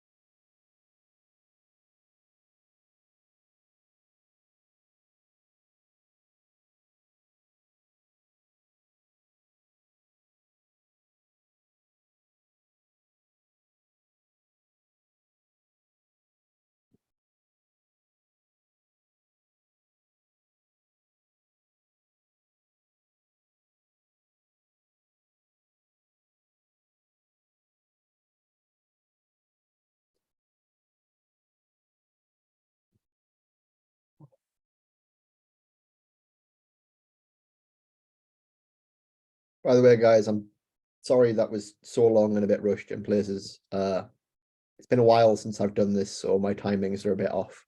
Hopefully, we'll have more discussion time in the next 3 weeks. It'll be more balanced.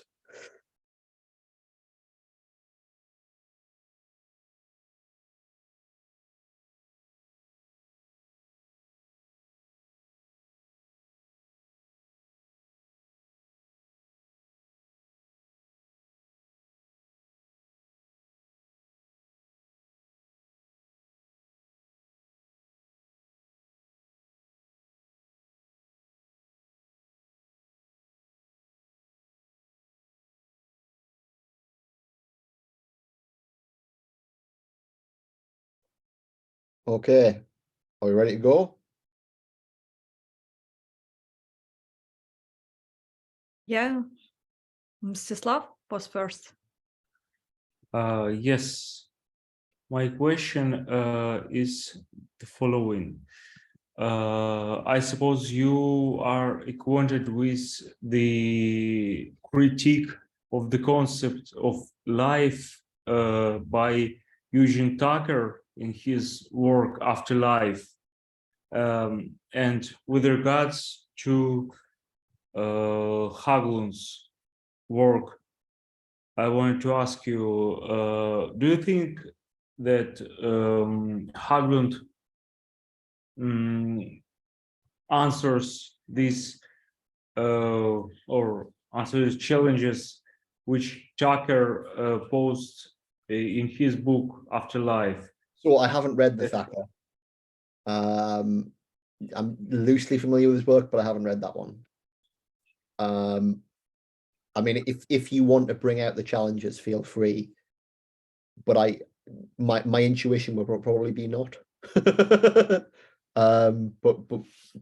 could you give us like a Cliff Notes version of the? Yes, he says that life cannot be defined in positive sense, only negative sense. What life is not, according to Tucker. So he says that biological sciences just say what life is not, but they cannot tell for sure what life is. And the notion of homeostasis, which is posed by Haglund, actually is not enough, is not sufficient to define the life as. I mean, I'd agree basically. I mean, I might not entirely agree with Thacker, but I think he's definitely got his finger on something. I'm, along with Ray, very kind of anti-vitalist. And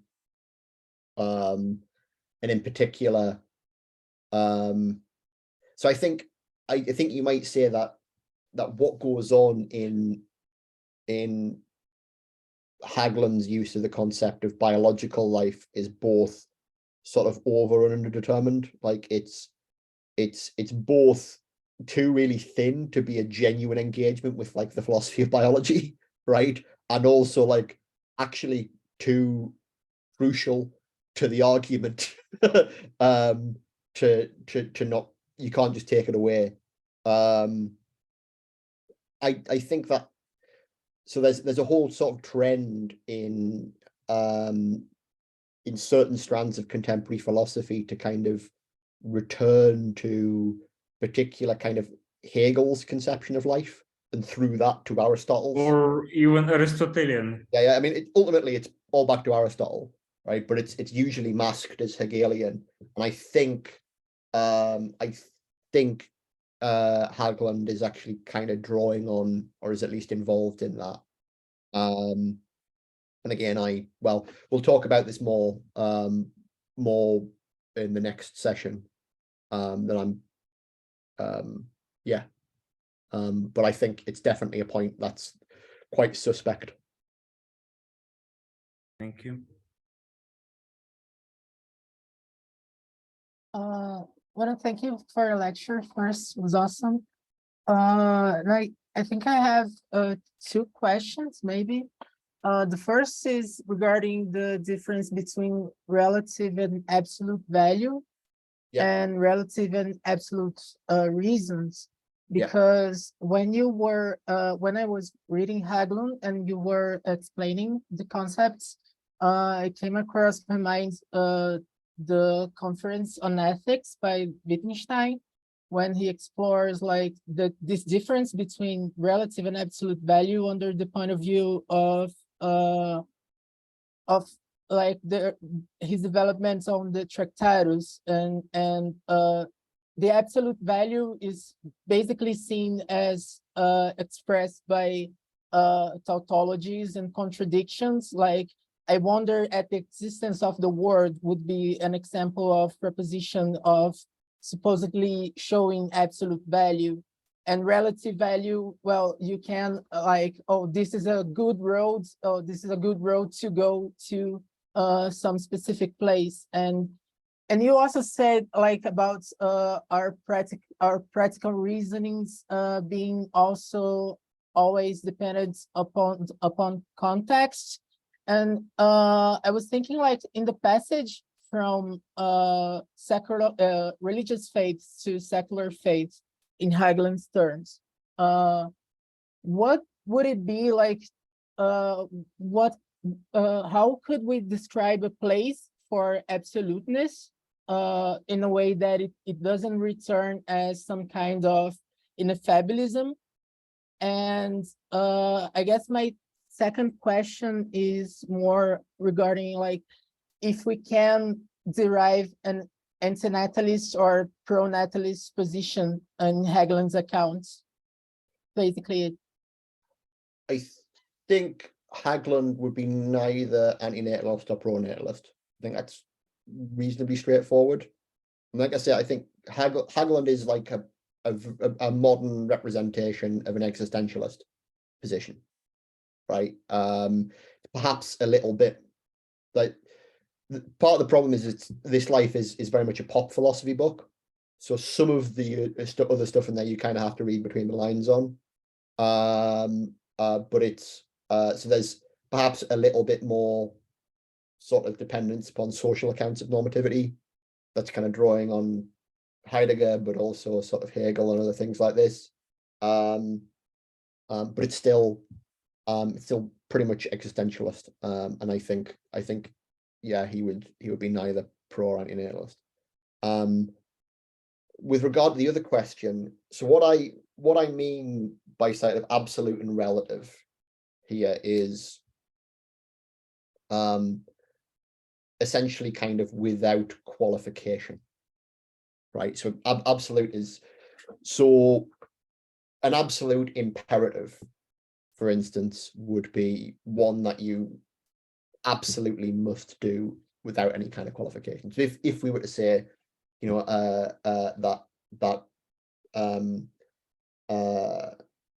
murder is absolutely forbidden, like under no circumstances do that, right?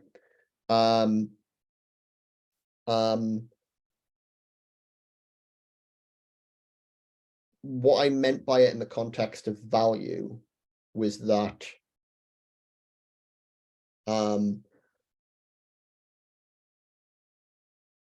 so okay, let me put it in different terms. So a good way to think about this is, here's a question, like, is ethical normativity a distinct kind of normativity amongst others, right? Like, are ethical norms like aesthetic and legal norms, right? And you know, there can be conflicts between them, right? But ultimately, like, which ones you choose to abide by when there is a conflict is kind of up to you. It's not determined, right? Or are ethical norms precisely those which trump all others, right? Like, is the ethical ought, right, precisely the absolute one, right? That which dictates what you should do given all considerations, right?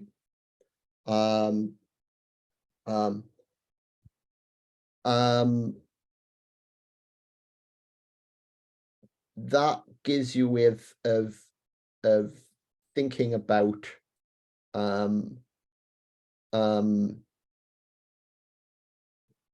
potential relationships between different sorts of value that encode different kinds of actions. So we could say, in some sense, like beauty is relative because it only deals with certain things. I mean, that's probably a bad way of going because I actually don't think that. So maybe maybe thick normative concepts like wisdom or courage, right? These are definitely evaluative concepts, but they're encoding particular kinds of principles of action that can potentially be trumped in different circumstances. Am I making any kind of sense here? Yeah, okay. I mean, technically, there's two different ways of looking at it because, and this is something that I'll want to kind of deal with later on, but specifically in lecture 4, because I've got a particular view on this. So my view is actually that what we call this ethical normativity, we should call that right. Right? You've got right and beauty are, as far as I'm concerned, distinct value concepts. Right? But sometimes people will use the term good instead. And the question is good the genus concept of which right and beauty are species, or is good a species concept? Is it like, is goodness or right a type of value, or is it the overarching concept which everything else can be subsumed? So the kind of utilitarian position that I'm kind of opposed to will treat goodness as absolute insofar as it's the genus that simply incorporates everything, that allows them all to be fundamentally commensurate. Right? Basically, all kinds of values from a utilitarian perspective can be translated into one notion of goodness. What the difference is between that perspective and my perspective is, well, we're going to have to get there. But that's what I've got in mind when I'm talking about sort of relative absolute stuff, is this question of how you make decisions about what you should do at the end of the day, right? With all considerations, rather than simply pro tanto shoulds about what you should maybe do given certain assumptions and contexts. Okay, next question. I wanted to see if we could go back to the plenitude question on the Moynihan. But what you were just saying also prompted some things. I just quickly then, do you see utilitarianism as the overarching, or as the system of thought that thinks good is the genus concept? Because I'm a bit surprised. Like Platonism clearly would do so as well, and see all of truth, beauty as forms of purposive action, right? I mean, so okay, there's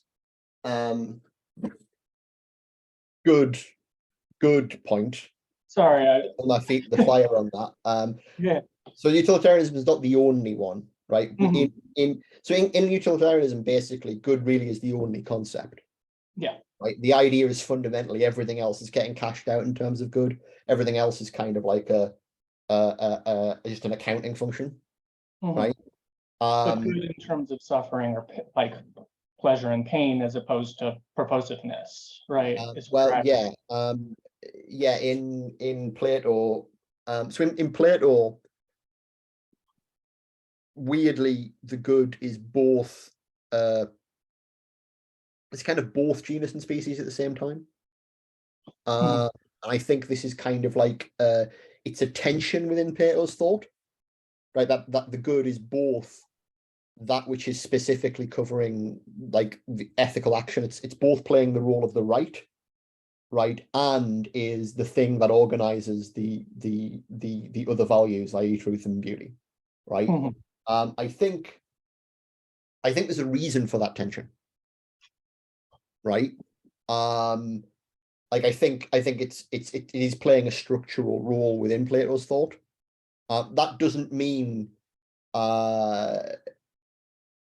it works, but it's I think basically, I mean, I'd consider myself a Platonist. Like I genuinely, I'm very into truth, beauty, and right. But this is the bit of Plato's thought that I think needs to be kind of untangled a bit.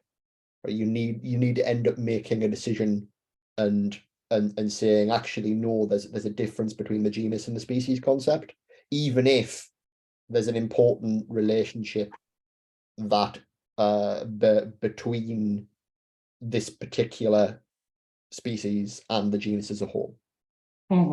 Right. So even if right has so basically the kind of view I would take is that right has a kind of crucial expressive function, right, in order to make sense of the others. Right, you need to kind of prioritize right, at least from Plato's perspective, in order to be able to really articulate the meanings of the others.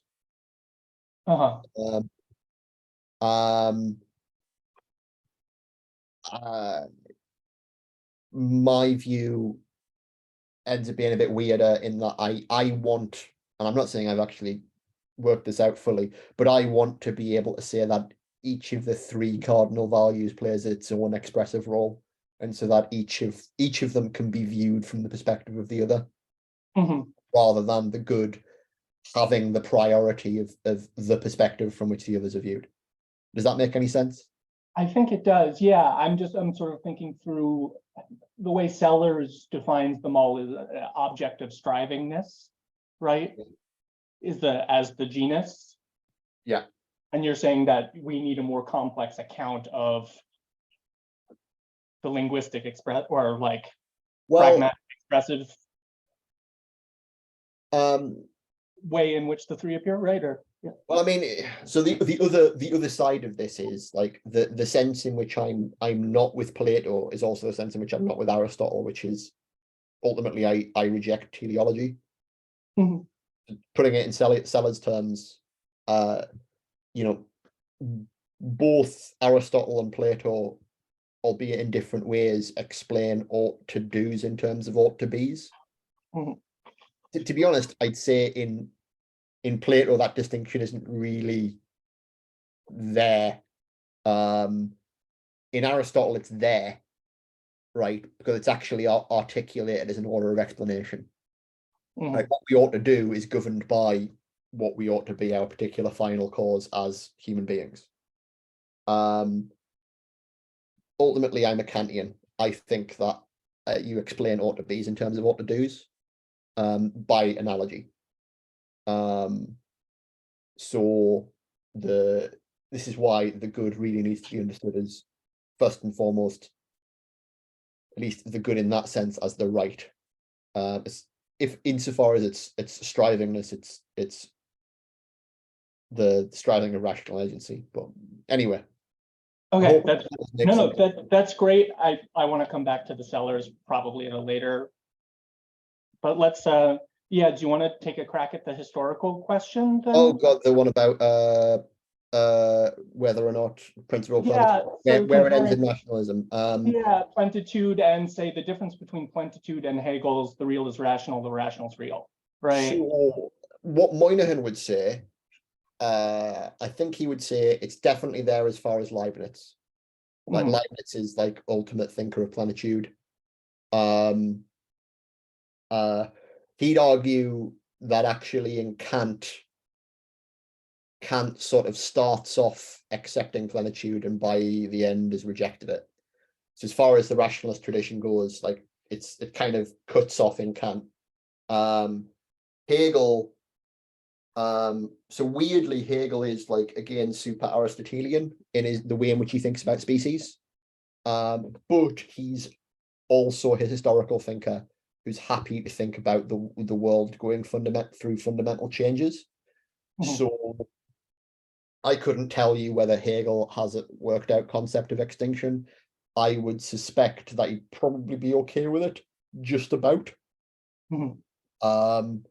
And certainly there'll be modern Hegelian philosophers of biology who are perfectly happy with it within his framework. With regard to the real as rational, what Moynihan says is that's the expression of the principle upon which plenitude depended, which is the idea that fundamentally reality is purposive, right? Like at the end of it, like, but that itself, although it's the foundation for plenitude, you can reject plenitude and accept the real as rational. Can't reject the real as rational and accept plenitude. So it's the difference between the world is purposive and the order of explanation, which is the world is purposive because we have to grasp it as such in order to explain. Yeah. Yeah, and that's where that split happens with order. Well, I mean, in Hegel, it's genuinely like the world just is actually inherently purposive, like not just because we have to explain, but it doesn't necessarily have to be taken the step further to, you know, all legitimate possibilities will recur. But yeah, anyway, it's something that'd be interesting to think about more. Next question, if that's okay. Yeah, and thanks, Pete. It was a really interesting lecture. I guess my question's somewhat of like a provocation that I'm trying to think through with this, and you know, correct me if I get like an assumption wrong, but I guess I'm seeing this kind of tying of like what it means to be, what extinction means with death, and I guess just when thinking about life and evolution, and specifically like human evolution prior to I guess Homo sapiens, that I guess you would, I mean, we would say that like pre-human hominids are now extinct, but we would say that despite the fact that humans currently exist and we are in our lineage, and there's like, we're going on this geologic timescale talking about the heat death of the universe as if Homo sapiens would still be around, but that doesn't mean that like lineage and progeny wouldn't exist, and it could still be not quite fair to call them humans in any capacity. And I think further, like tying this to the Moynihan, that there's this kind of line in the sand drawn that Homo sapiens hereafter, our then lineage, would be assumed to have some kind of spiritual freedom. And I think again, the kind of anthropocentrism in that of the kinds of freedom maybe unique to Homo sapiens as a species, would we one assume that that is now from through all of evolution on, say, because you know our lineage goes back to the origin of life that is necessary, right? Through fish, reptiles, whatever, that's our lineage. You can tie my descent to that. And going forwards, then yeah, I mean, that something like spiritual freedom, is this just what we're going to be having forever from now on?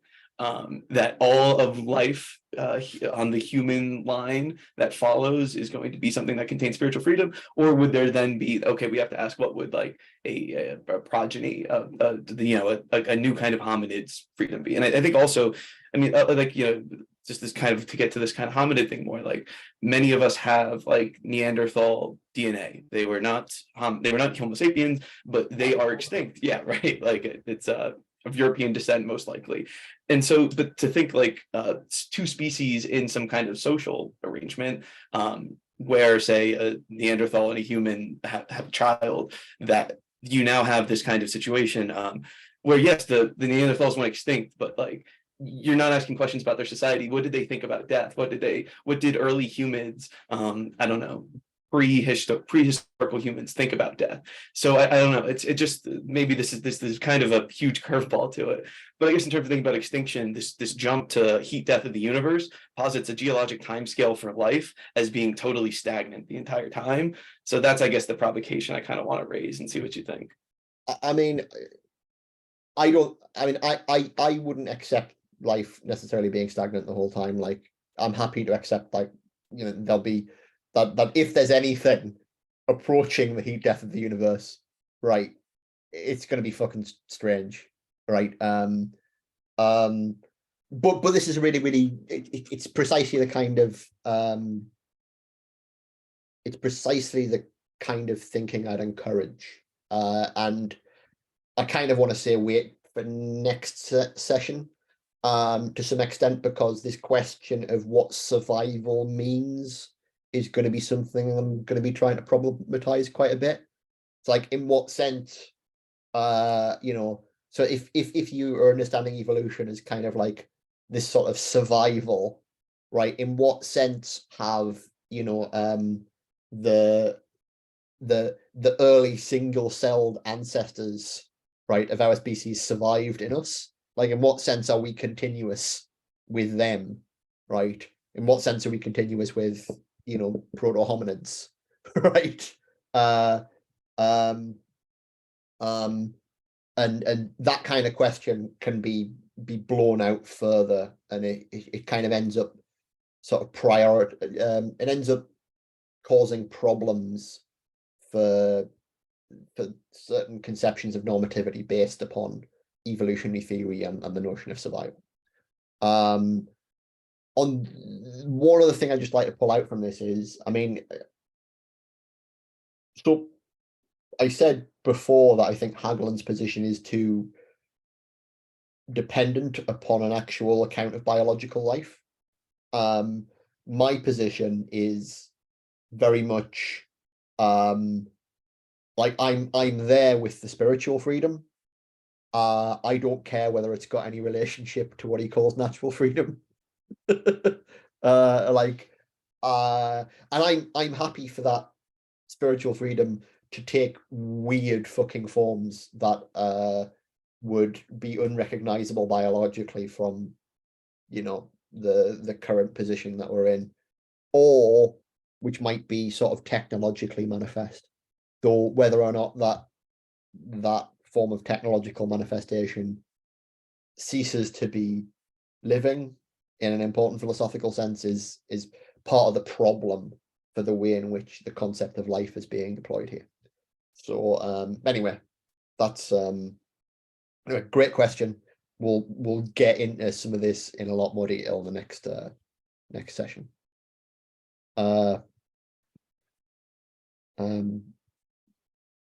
Zenobio? Yeah. Thanks for the lecture. I would like to, because you've mentioned in the lecture that death and cosmological annihilation wasn't quite comparable, and I would like to know why. Could you elaborate more on that? Oh, so why personal mortality in Hagelund and cosmological annihilation aren't quite comparable? Yeah. Okay, so assume we accepted something like Hagelund's story, right? Hagelund's story is still principally personal, right? So it's kind of giving an answer to sort of why I should live my life and continue to do something. And it gives it actually ends up kind of giving an account of value within that context, right? But doesn't so much give an account of the value of things that are outside of the scope of my personal life. Right. So I mean he's kind of happy to sort of say, well, I could existentially commit myself to a big project like preventing climate change, right? In order that, you know, my descendants can blah blah blah. But there isn't so much a kind of developed conception of similar defining commitments that might be like multi-generational, right? Like seeing myself as part of a commitment that was meaningful, not simply in virtue of my own mortality, right? And one way of trying to expand Hagelund's account would be to go, well, what if we reason as a species, or as a rational community, or as a, you know, whatever widest community of thinking beings we could think about, right?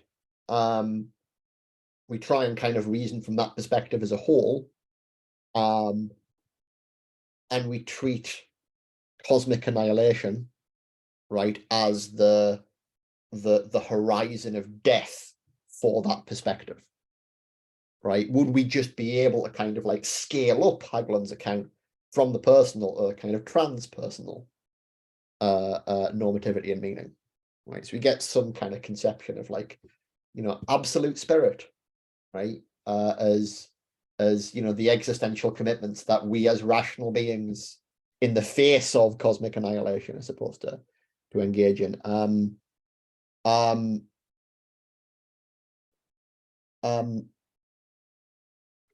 Fundamentally, I don't think that works. I don't think it works because I don't think Hagelun's account works. So I don't think it can be scaled up in that way. But it is sort of interesting to consider as a sort of possible position, a kind of sort of cosmic existentialism. Nevertheless, like, that being said, right, the thing I am trying to do with the thought of cosmic extinction isn't entirely dissimilar, because it does look a little bit like the kind of confrontation with existential anxiety that, you know, Hagelun's ripping out of Heidegger. Right, I am sort of trying to say that, well, look, if you do take cosmic extinction seriously, if you confront it, right, it forces you to ask certain questions about what motivates us in particular ways, right, which hopefully will lead to an authentic approach to value rather than a kind of false consciousness one. So there is definitely a similarity between the position I'm articulating and Hagelun's. It's just not simply taking his position and scaling it up. Does that make sense? Yeah, thanks. Alexei? Hi, thank you for the talk. I wouldn't defend Haglund, I guess, but I find it kind of interesting to play a little bit the devil's advocate here.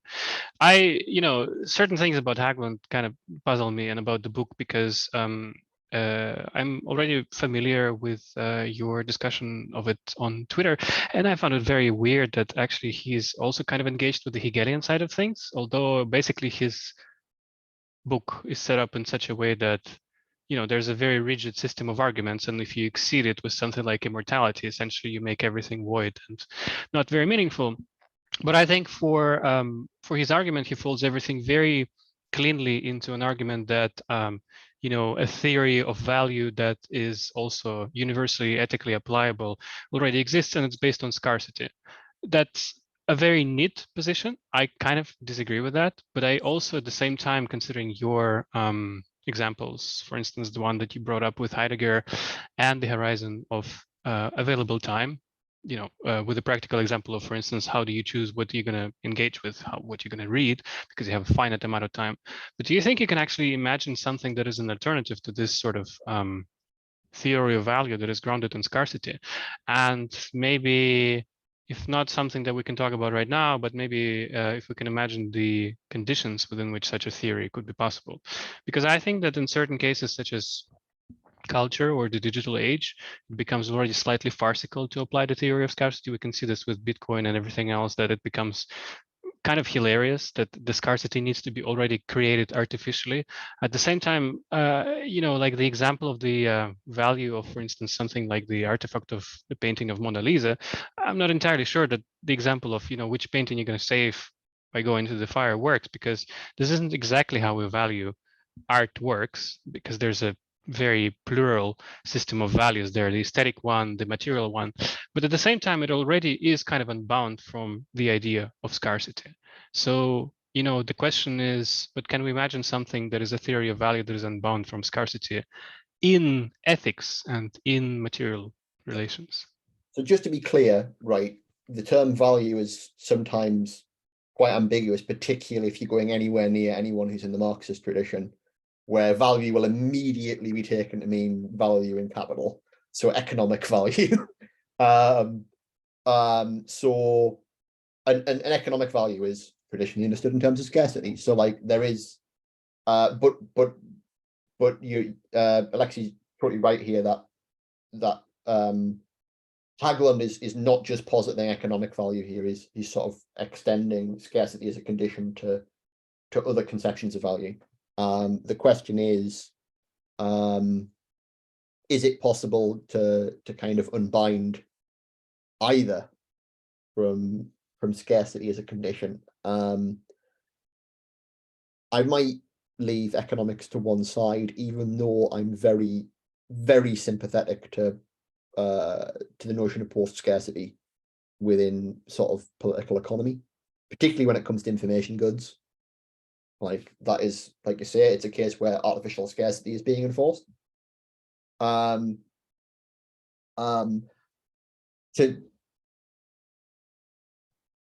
basically articulate my position contra Haglund, so I saw him give a talk based on the book when he was doing the book tour on it, and I asked him a direct question afterwards, and I basically said, I think the line I gave to him was, "Love is not scarce. Like love is not limited. Like the work of love is potentially infinite." Right. This is my my basic position, right, is that and when I say love, I mean it in this kind of Platonic sense, right? Love is the attitude appropriate to beauty, right? There can be things that we love and we engage with for their own sake, right? And the propagation of that is fundamentally it is constrained by the material world, let's put it that way, right?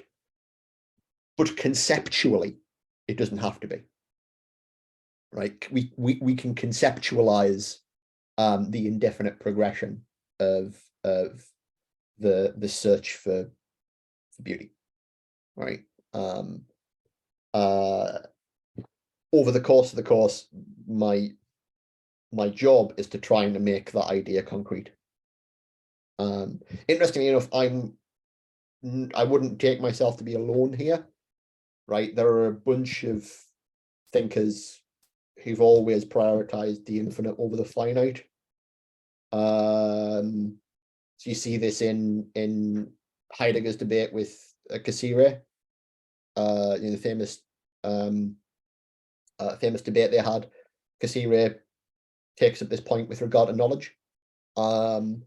But much more recently, I think basically my position's in line with Badiou.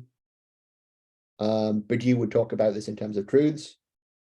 He'd say, truths are functionally infinite, right? I just think it would be nice to be able to make the sorts of points that Badiou wants to make without having to base them on like large cardinal theory and set theory. Yeah, I nearly set somebody as a reading, but decided to leave it off. But maybe I'll recommend some later. There is actually in the text that you have set up for the reading, the closing chapter of Brassier's book. There's this really strange slip that I, probably like many here, read most of the text by Brassier, but I've never really noticed him try to like brute force an argument using a poetic fragment. And there's in the part about Nietzsche, there's this part where he's basically trying to force an argument that there's a much greater amount of suffering in the world than pleasure, because pleasure ultimately boils down to just, a few kinds, but at the same time, suffering can be of infinite amount of quality. And then he even quotes a Spanish writer who basically kind of like hammers it down by saying, give me a quadrant of flesh and I will make you suffer for an eternity. Yeah. And I found it so strange that he would do that, because clearly, if you can boil down all the pleasures to just a few kinds, you can also boil down all the pain to a few kinds. But yeah, I'm going to ask you a follow-up in the next seminars because I was the guy who asked you on Twitter, and I'm still kind of thinking about that question, whether considering the trajectory that you thought has taken on this topic, that, for example, if we would think about games as an infrastructure for infinite development, whether life spent playing games can be a meaningful life. So, but that's for next time. I think it can, but we'll no doubt come back to that. Also, the Brassier point, I didn't mention it here, but I thought it was fascinating reading it because it's it feeds into kind of the Benatar stuff, the Benatar and the Ligotti that we'll be talking about in week 3. So bear it in mind, bring it back. Okay, Dilshad? Yeah, hi. I'll just keep this question short. I know we are out of time. You mentioned, semantic inferentialism, and I couldn't help but notice that, Hoagland's concept of existential identity, in view of semantic inferentialism, maybe could be, we can say that, his existential identity is just, Kant's transcendental unity of perception, but inferentialized. So, oh no, I don't know whether I'm on the right track here or not. So, because if that's the case, if we assume a priority of semantic inferentialism, then the concept of meaning and value, as you talk about, the counterfactuality, dependence of meaning relations. Could we get deepen the argument in the sense that what lacks in Hoagland's argument is some sort of discursive normativity to begin with, rather than a vague social normativity that he aspires to argue for? I mean, I think basically Hoagland's position is very compatible with a kind of Brandomian position. This is kind of why I kind of mentioned this when I was talking about Brandom's conception of autonomy, and I sort of said, well, yeah, Hoagland's is going to be, Hoagland's coming out of Heidegger is going to be to some extent quite similar, but the fact that it's reinforced with Korsgaard as well is kind of going to make it even more compatible. There really is this. So if anyone who doesn't know, like, Brandom has this kind of interpretation of Kant's conception of the unity of apperception, which is basically about consistency. It's basically about like unifying and integrating one's commitments into a whole, right, and working out their consequences, right? Now, the kind of weird thing about Brandom's perspective on this is he reads this through Kant and Hegel, is that Brandom doesn't really have a separate conception of self from this unity of apperception. So basically Brandom sort of sees the whole process of integrating one's commitments and revising them as being the process of kind of self-development. And this is true in his stuff on the theory of action. I mean, I haven't actually read A Spirit of Trust yet. It's sitting down here, but I've read everything else. But there's nothing like in Heidegger, the idea of Dasein as that for the sake of which, right, as a kind of a unifying conception of self, right, which kind of can be functionally distinguished from just any of one's commitments. I'm going to be trying to unify those two sort of views later on. So in I'll talk about it a little bit in next lecture, but in lecture 3 I'll try and present my conception of self, which will be sort of very trying to develop that kind of Brandomian Salasian perspective on rational agency in a way that kind of incorporates at least some kind of existential conception of selfhood and self-authorship, if that makes any sense. Does that help? Yeah, thank you. So I guess we are out of time, but I wanted to make some remarks about the presentations. So I already posted it in the chat that I'll write an email to all of you with all the clarifications, how the presentations work. And basically, we already have the texts for the next session on which you can present. The presentations should be pre-recorded and uploaded to the seminar folder. Basically, 1 or 2 days before the seminar, so Peter would be able to watch them. And also, I wanted to say that we have a Discord group, and if anyone has a need to discuss some things more, we can go there and do it. I think Pete is on Discord as well. So thanks, guys. This has been really good. Like I said, this is the first time I've done this in like 3 years at least. So I'm hoping that my next few lectures will be shorter and more concise, and we'll have the space to discuss more and discuss the presentations. So thank you so much, and I look forward to spending the next 6 weeks with you. Thank you. Bye, everyone.